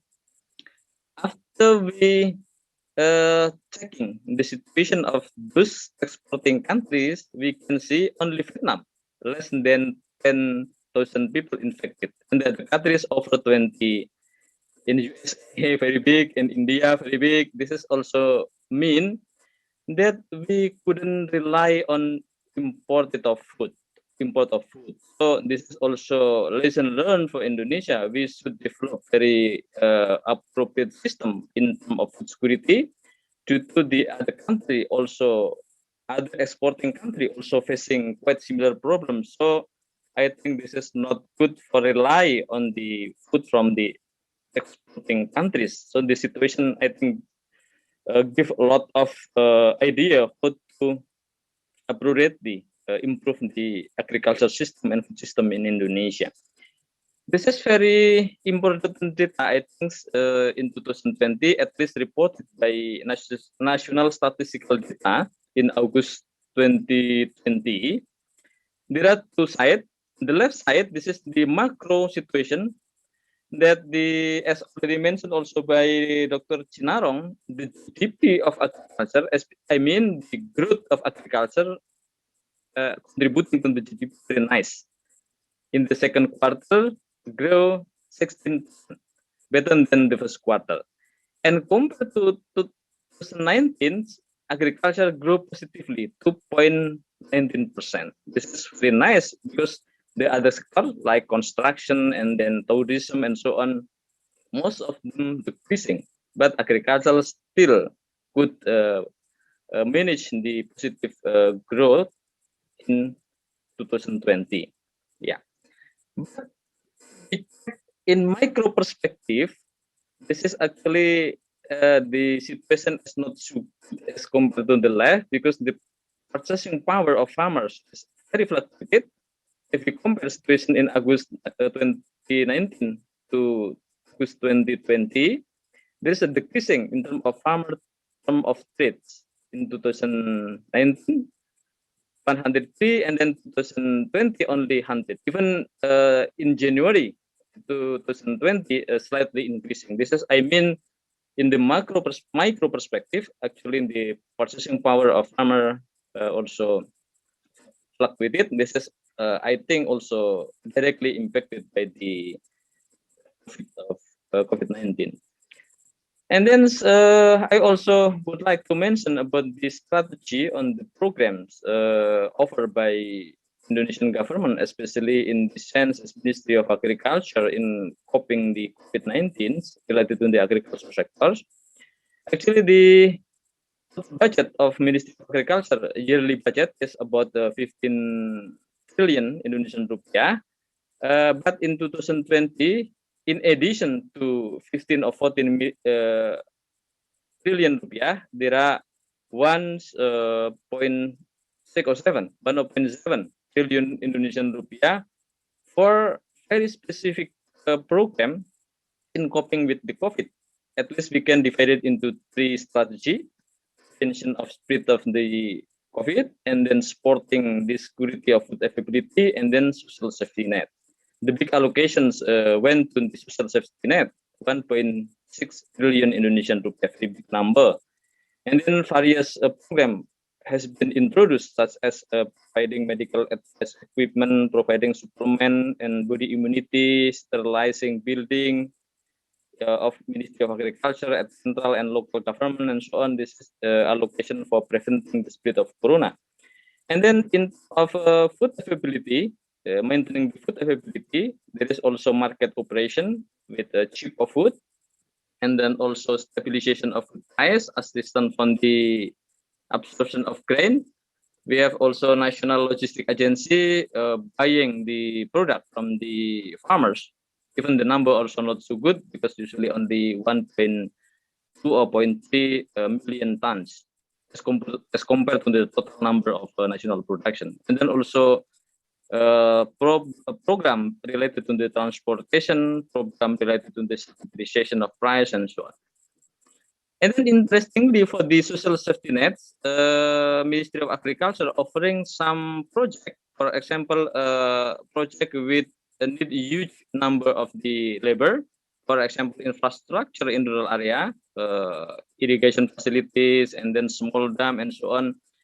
This strategy also for absorbing the people stopping the work from the city and then within the rural area, and then they also can work as the laborer for the labor intensive programs, including huge variety, pest control, and then land preparation, and then cultivation, and then also rehabilitation of irrigation network, and then also water collector, and so on. And also in some places also intensive automation of swarm and the other programs. This is some strategy have been proposed and implemented by the government, especially Ministry of Agriculture. And then in my perspective, some policy, some programs should be properly introduced. For instance, the relaxation of food production. By using the standard of health protocol, of course, the crops farmer, animal husbandry growers, fisheries farmer, they could still work as, of course, not really normal condition, but at least they still can work properly and then still referring about the health protocol. And then relaxation of food distribution, because this is very important in order to reduce the price gap. I think the food distribution becomes the important issues. And then process also very important. After the spreading of the COVID, there are new trend of the process. Before, usually in terms of fresh food, but now many cases, any innovation, the people in processing of food, sometimes not really final processed food, but sometimes semi-processed. For instance, when we want to eat fish, and then fish already giving seasoning, and then the household just frying very quickly in 10 minutes or maybe less than 10 minutes. This also happen for other cases of the food. So this should be support by proper program from the government, how to properly process by giving the assistant and then also some tools, some machine and so on. Then also very important, also supporting incentive like a price subsidy, land tax exemption, and then insurance, because a farmer will face the big problem, so they should have some programs, incentive. Then also efficiency and distribution on marketing of agricultural product. I think very interesting phenomenon also. For COVID, I think the main distribution still using manually and then transaction also manually. But after the crisis, there are some innovation introduced by people, including government and then also NGO and some institutions such as universities, to use very simple IT, information and communication technology, such as VR group, and then also some simple application. And then these applications taking the system how to making this is for meeting between producer and consumer. So the transaction is quite simple, and then the sending product can use the logistic provider. This is, I think, also very important to be improved, to be developed in the future, how we could manage the marketing system, distribution system, at least in solving the problem of the limitation and the mobility and then limitation of the people. Yes, this is okay. I will skip some part because time is very limited. Actually, Indonesian government proposing due to the problem of COVID and then also some problem of the weather, especially the President of Joko Widodo ordering to the related ministry to open new wet farming. Like this, there is newspaper in April, in May, reporting President Joko Widodo ordering some related ministry to open the. But I think this is not very simple thing. It is will long times. So I think the more important thing is more realistic thing is how to coping the short terms using the intensification of land by land, increasing index of planting, harvested area, optimizing home garden, promoting urban farming in the city, food diversification and consumption, and then also giving some support from government on the production incentive, support incentive, and social safety net. Yeah, I think this is just, I try to make more detail how we could making more detailed activity on production aspect, distribution aspect, and consumption aspect. And then this is also some picture will that we could improving like micro-cropping system, combining between some crops in one plot of farming area, and then also home garden, and then also using the very simple system in fish cultivation and also fish process and so on. This is, I think, very strategic to be introduced during the COVID-19. And then very nice young men in Central Java. These young men try to organize for the farmers and then producing vegetables and then simply just using Instagram and then promoting this product to the people in several cities, neighboring the area, and then they could contracting in buying and selling the product, and then also transaction is quite simple, and then there is some convenience because the vegetable is fresh and then organic vegetable, and then can be sent directly and so on, and the price also very competitive, and then the risk of consumer also nice because there is no huge number of people gather in one basis, because this is sent one by one using the particular logistic agency. This is also new idea how we could properly use some local like cassava. Cassava actually not only in the starch, but we can process into the noodle and so on in several area in Indonesia already started. So this is the hope also will have a chance to be developed in the future. Okay, some application also working, and then okay, I think I just want to this situation. Maybe this is the last slide of my presentation.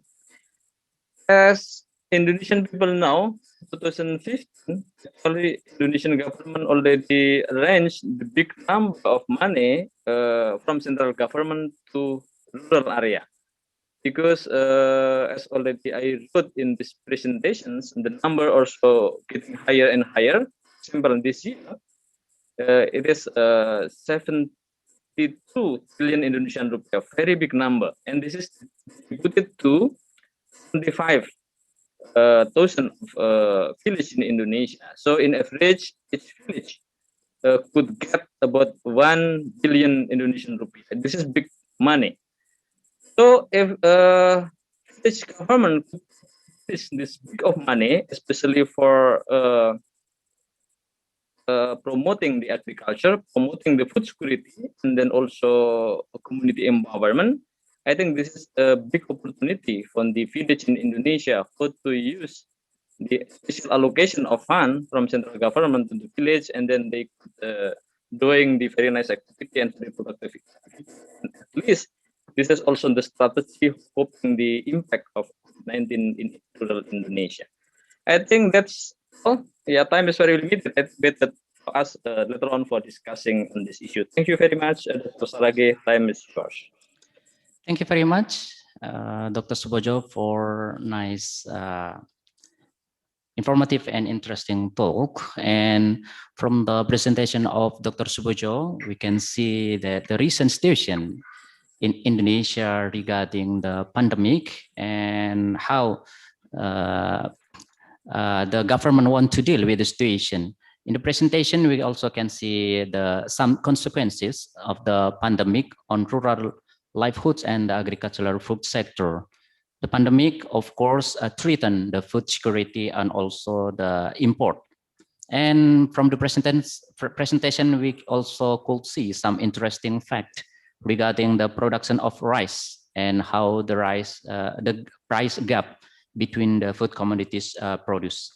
And Dr. Subojo also suggested some strategies how to deal with the situation for agriculture and food sector. Thank you very much to the presentation from Dr. Subojo. And okay, dear participants, ladies and gentlemen, all presentations have been finished. And thank you very much to all guest speakers for the informative and interesting presentation today. Okay, very gentlemen, now we come to the question and answer sessions. I would like to inform that we have summarized all of your questions. However, unfortunately, because of the limitation of time, we cannot deliver all of the questions to the speakers. Therefore, we have selected some questions. We will have two terms in this Q&A sessions. So this is the first terms in the Q&A and sessions. Okay, let's see the question from the participants. Okay, first question to Dr. Raffi from SITA, Indonesia. So doctor, can you share how the fastest way to educate, promote, internalize, and ways of thinking into agriculture communities, Philippines, and also to the consumers? So dear Josie, can you get the questions? Can you repeat the question, please, for me? Okay, so can you share, Dr. Joshi, you also can see the questions on the screen. Mm-hmm. So the first question is, can you share how the fastest way to educate, promote, and internalize us and ways of thinking into agriculture communities, Philippines, and also the consumers? Actually, I can't see on this screen, but I think Dr. Subojo has to stop sharing the file, because I can see his presentation on my screen. Okay. I already stopped. There, Dr. Raffi, Dr. Subojo has already stopped the share Yeah, screen. but I still can't see. I don't know why. Okay. But anyhow, I will. I can. So, can you see the question, Doctor, on the screen? No, I'm still seeing Dr. Subojo and his PowerPoint presentation here. Oh, okay. I don't know why. Okay. So maybe is that related to internet connection? Because I don't know, my internet. Okay, my Dr. internet is strong here. I see. Because Dr. Subojo has already stopped the screen, and Okay, maybe. now. Okay, so Dr. Joshi, maybe next to the second questions, I will say the question to you. Okay, please, yeah. What is the strategy of the Philippines in protecting its agricultural products and maintaining the selling price of some domestic and export products in order to remain competitive? Please, Doctor. Yeah, thank you for that question. That's a very important question. Actually, the Philippines has a lot of program, as I briefly mentioned, because first is the Price Act. The Price Act has been very stringently now followed by the government, different agencies. You have the regulatory agencies, the Department of Agriculture, and also the Department of Defense. So, you know, three or four ministries, the Department of Trade, the Department of Agriculture, and the Department of National Defense, they have joint monitoring of prices nationwide. There is a fixed price for each of those commodities, for the selected commodities. So the price is being controlled in the local market for the first 90 days. So it will be reviewed after that. So this is one of the things that they are able to control the escalation of prices in local markets. Regarding the other steps that the government has taken, they have also, for example, hog raisers. They are providing some incentives to the hog raisers in terms of zero interest, which can be payable in next 5 years. So they are providing support for local industries to recover from this pandemic. Okay, thank you, Dr. Joshi, for the explanations.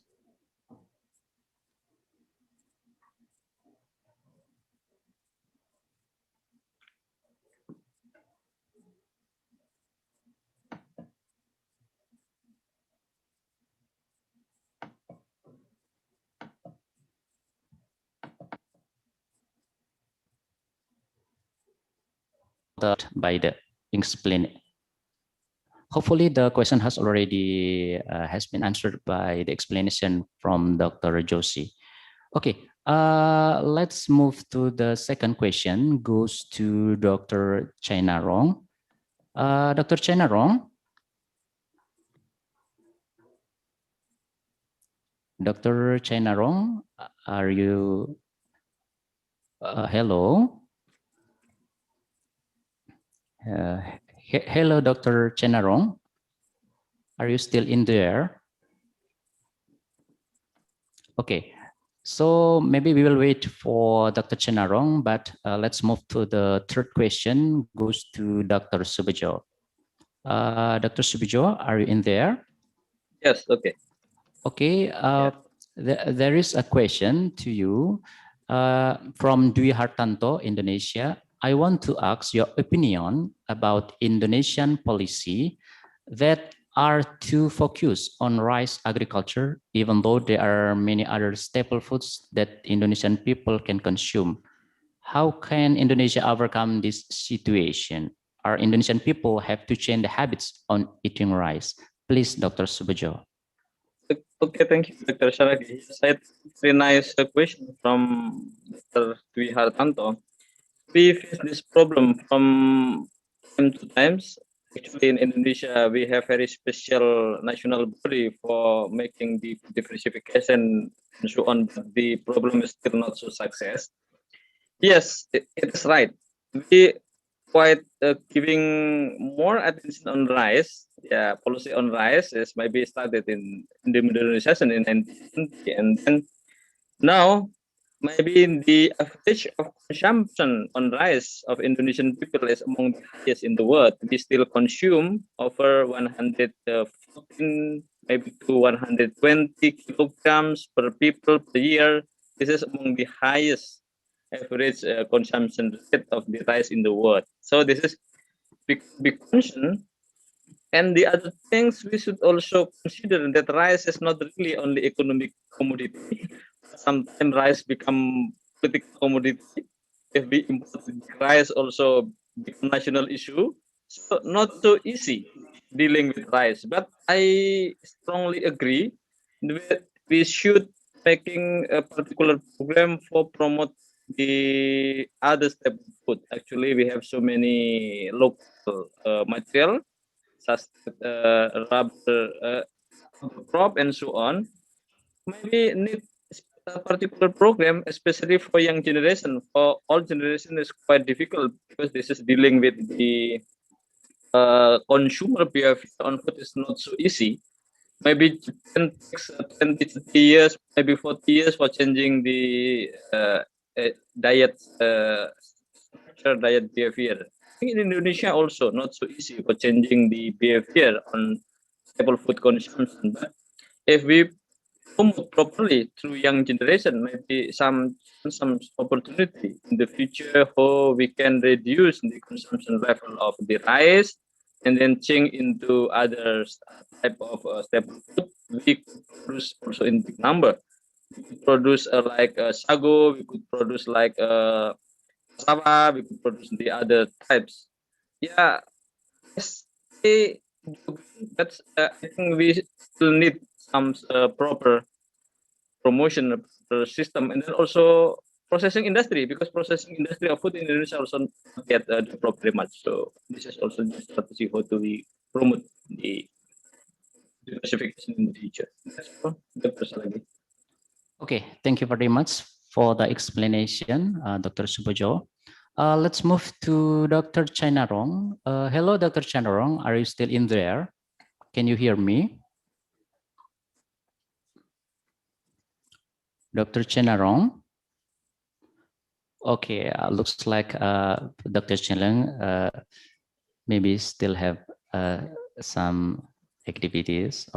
We can wait for him, but let's move to the second term, please. Okay, this is the list of the question for the second term. First to Dr. Rafi.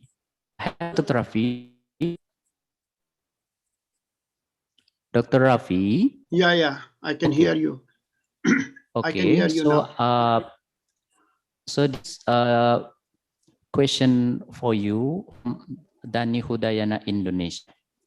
How to effectively reduce the rate of agriculture land conversion so that agriculture and industry can work together, especially in the pandemic, to provide people's food needs? Please, Dr. Ravi.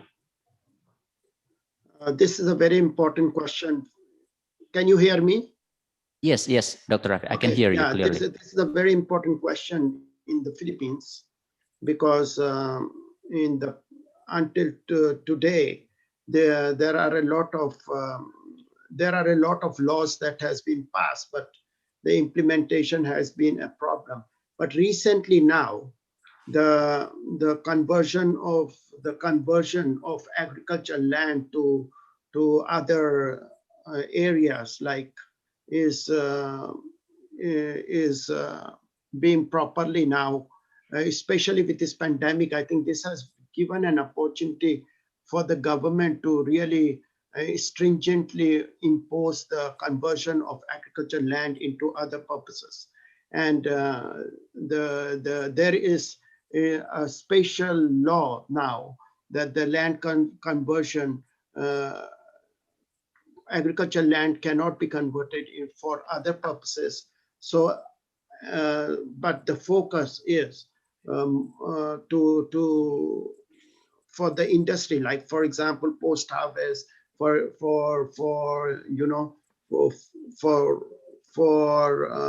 storage and all.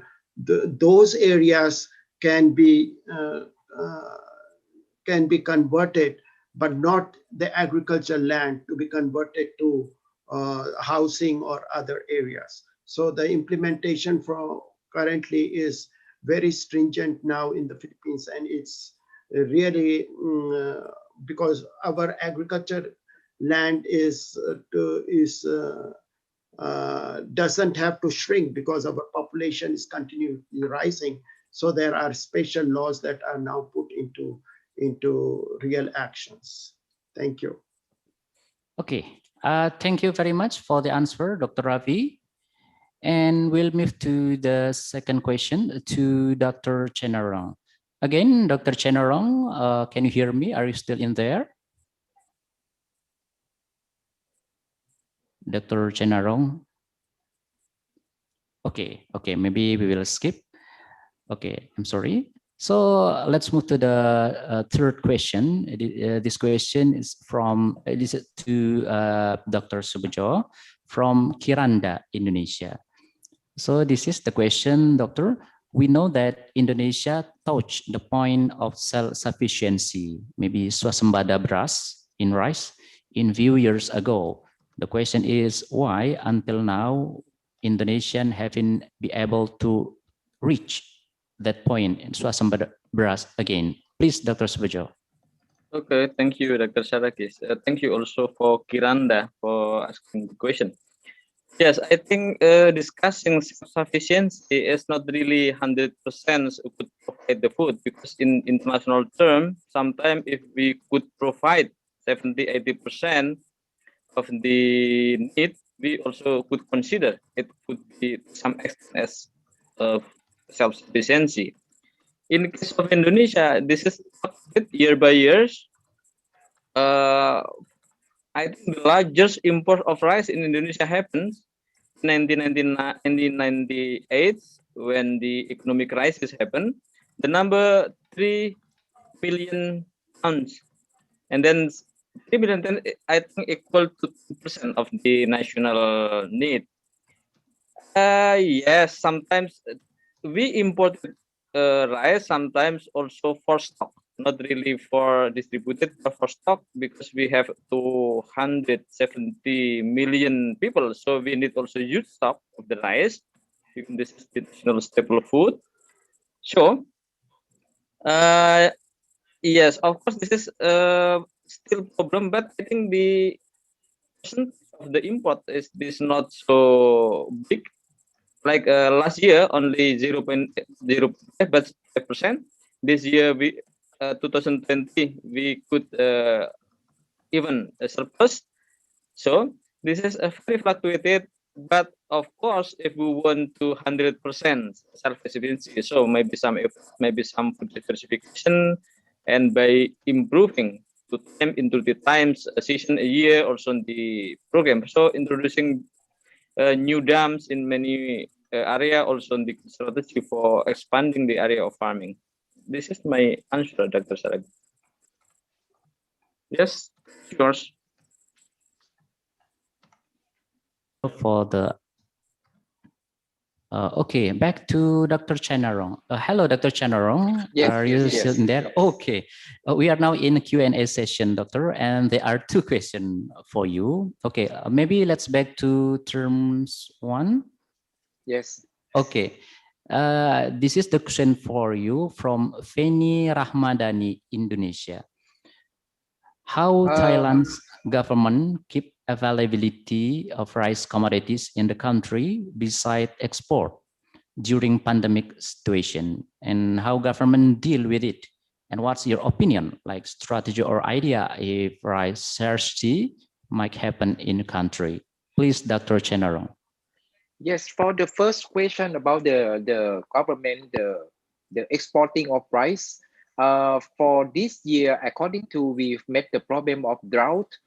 That means for exporting of rice is maybe a complicated, because right now India also the major one, Vietnam also the major, and Thai is the third one. And rice exporter is depend on the world market. It means that if they have some problem in Thailand, like the drought situation, and in Vietnam is maybe chance for the other. By the way, it depends on the situation of both India and Vietnam also, that if they have some problem, Thailand also ready. By the way, we face the problem of droughts, and it had to be, it had to be fast response of the business sector. I can say that. How deal with the business? It means that the government have to release or to pay attention on the business sector, because usually the Thai export is I can say that it depends on the strength of the business sector on deal with the situation. And I think the stock of Thailand is still have enough rice. By the way, the fresh rice of this year may be reduced. It depends on on the end of the year also, that what will happen. So this question is linked with the other problem. That means we have to focus more and more. So sorry about this question. I cannot clearly mention. By the way, we still wait for the situation of better. And I just heard that in Philippines also met the problem of the drought situation. It means that, but we have to focus on Vietnam and India. So please checking on the data of the in Vietnam and India. By the way, the export sector of Thailand is ready to operate of the export products, and demand it depends on this year, and the price also. If the price of this year is higher, the farmer in Thailand also ready to growing up. And as you know that rice is not longer produced. I mean, it's short period, about 120 days, about 200 days they can export. They can ready for do that. So that is my opinion on this. Okay, thank you very much, Dr. Charang, for the answer. And there's still another question to you, Dr. Chanarong. Yes. This is from Sita, Indonesia. So this is the questions. The Yes. COVID-19 pandemic must has had strong impact on the tourism market of Thailand. How the efforts of Thailand to deal with this situation, considering tourism also connecting with agriculture, product and services? Please, Dr. Chanarong. Yes, okay. I separate this for two. That is, one is for tourism and the other one for the exporting of agricultural products. As I mentioned, the tourism is waiting for the vaccine. I mean, every country also the same, that the expectation of the progressing of tourism it depend on traveling is depend on the vaccine. And I think that the new policy from each country may be vaccination as the permission of vaccine before entering to each country, and that will be the solution. By the way, I think this strategy is every country have preparation on it. So it's now it depends on the country how to vaccination in our country, and to make sure that our country is safe for the COVID-19 expression. And the second one is about the export. As I said, that rice year by year it depends on a world market, but fruit, I mean only fruit, I can sure that durian also have no problem from production, because the farmer, even they have problem on worker, but they try to adapt from last year. They try to familiar. They try to make a new machine. They try to deal with the service for the spraying, for the harvesting, and also the Thai government have prepared for the GMP and the traceability system to ensure that our product is good quality. Therefore, the fruit sector is okay. We have problem only for export too. That means, as I mentioned in the slide, that the shortage of transportation system is the problem. That means we try, and the first flight of fresh durian to China is successful, but we still have to check the response, because the airfare is quite higher. If the tourist is coming and the transport airplane is busy, so the connection and the cost is still have to focus on. That is my answer. Okay, thank you very much for the answer, Dr. Chenarong. So, ladies and gentlemen, because of the limitation of time, we are very sorry that I could not deliver all of the questions to the speakers. So, dear participants, ladies and gentlemen, again, thank you very much to the presenters, to the speakers, and also all the participants again for interesting question and answer session. So, I declare that the Q&A session is finished. And again, let's give our big applause to all of the speakers. Okay, thank you very much. Okay, dear participants, ladies and gentlemen, for the next, all the speakers will receive the certificate from our university.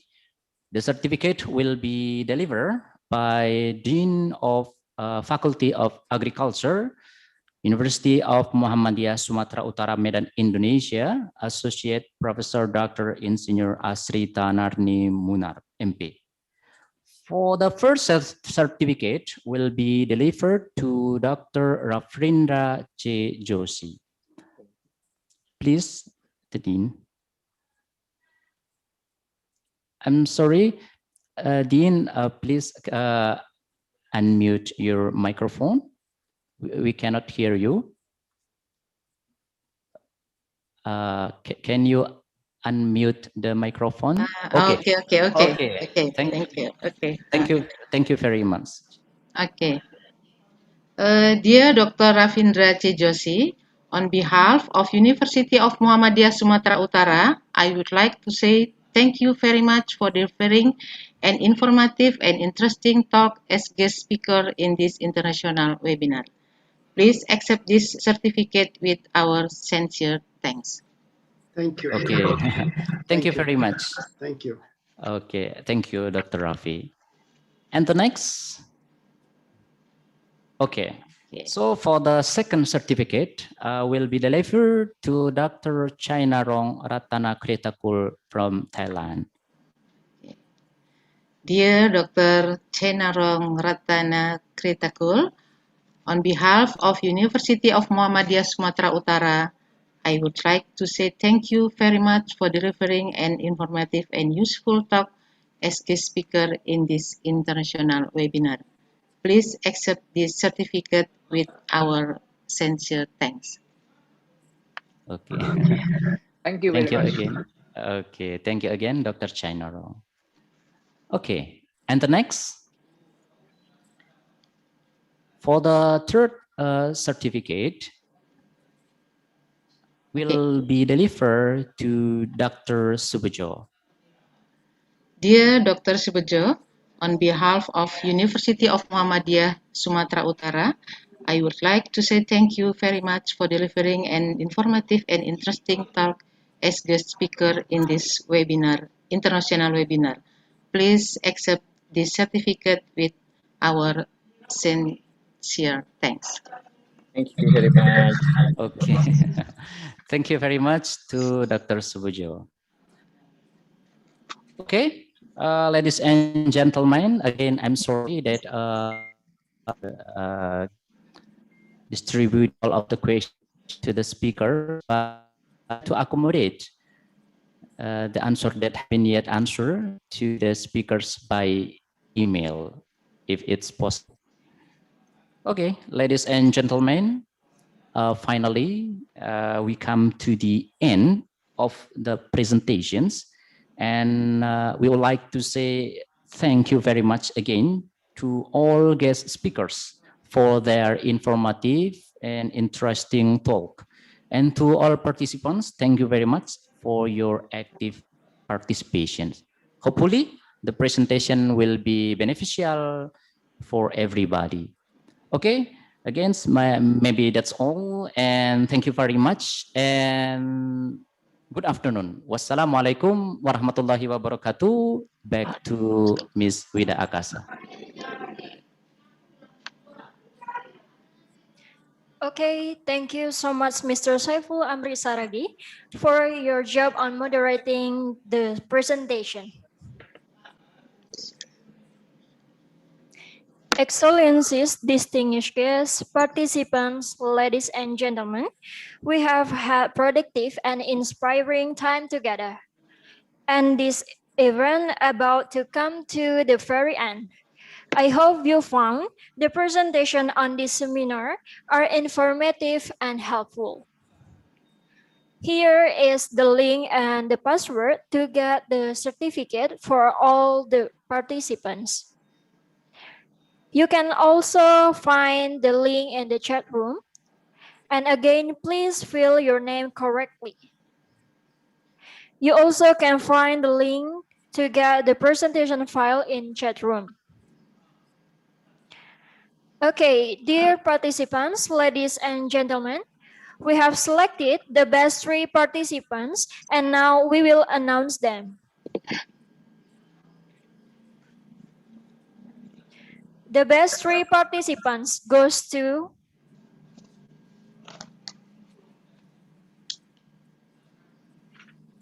okay.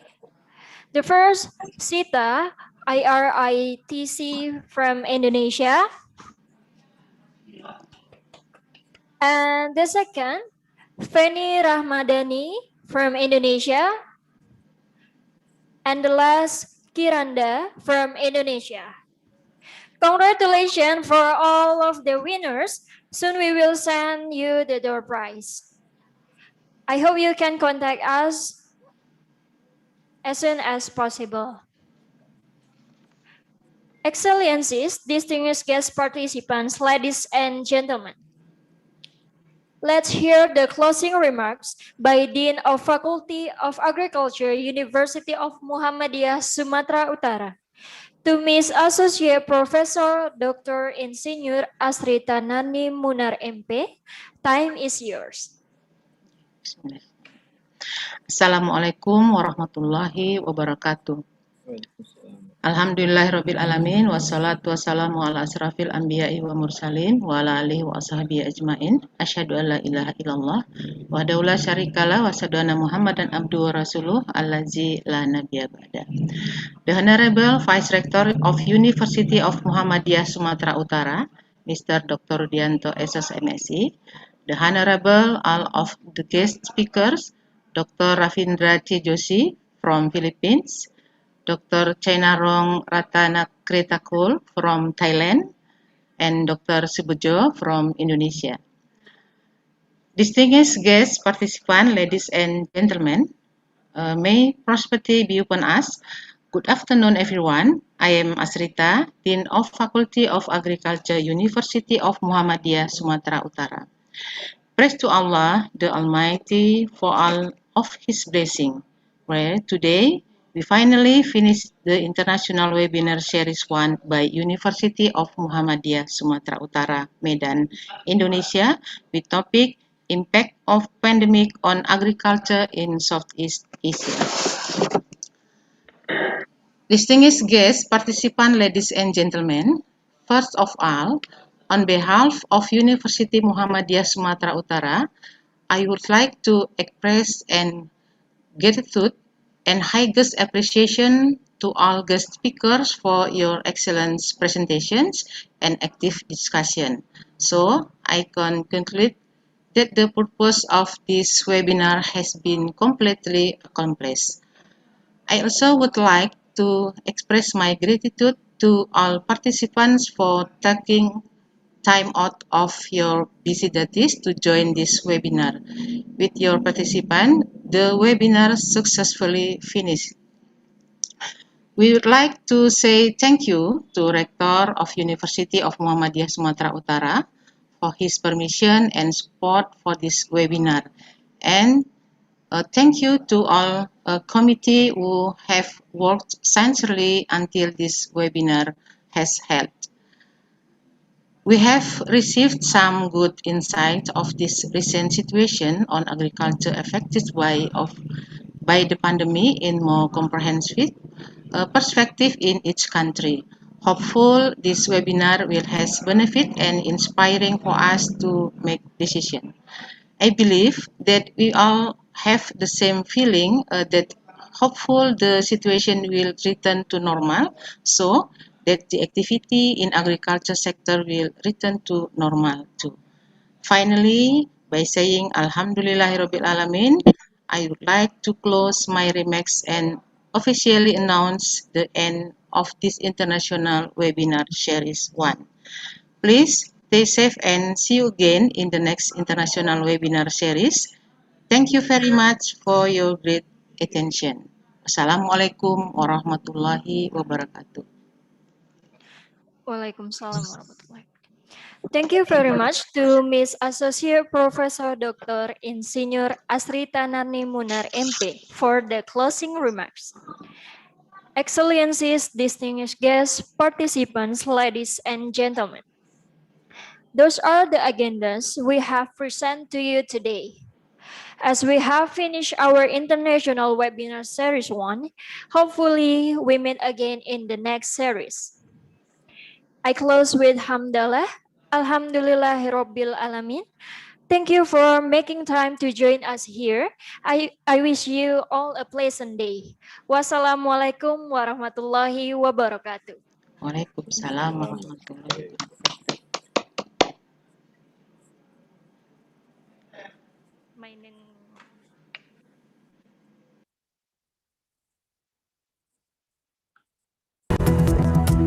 Okay, thank you, participant. Thank you very much.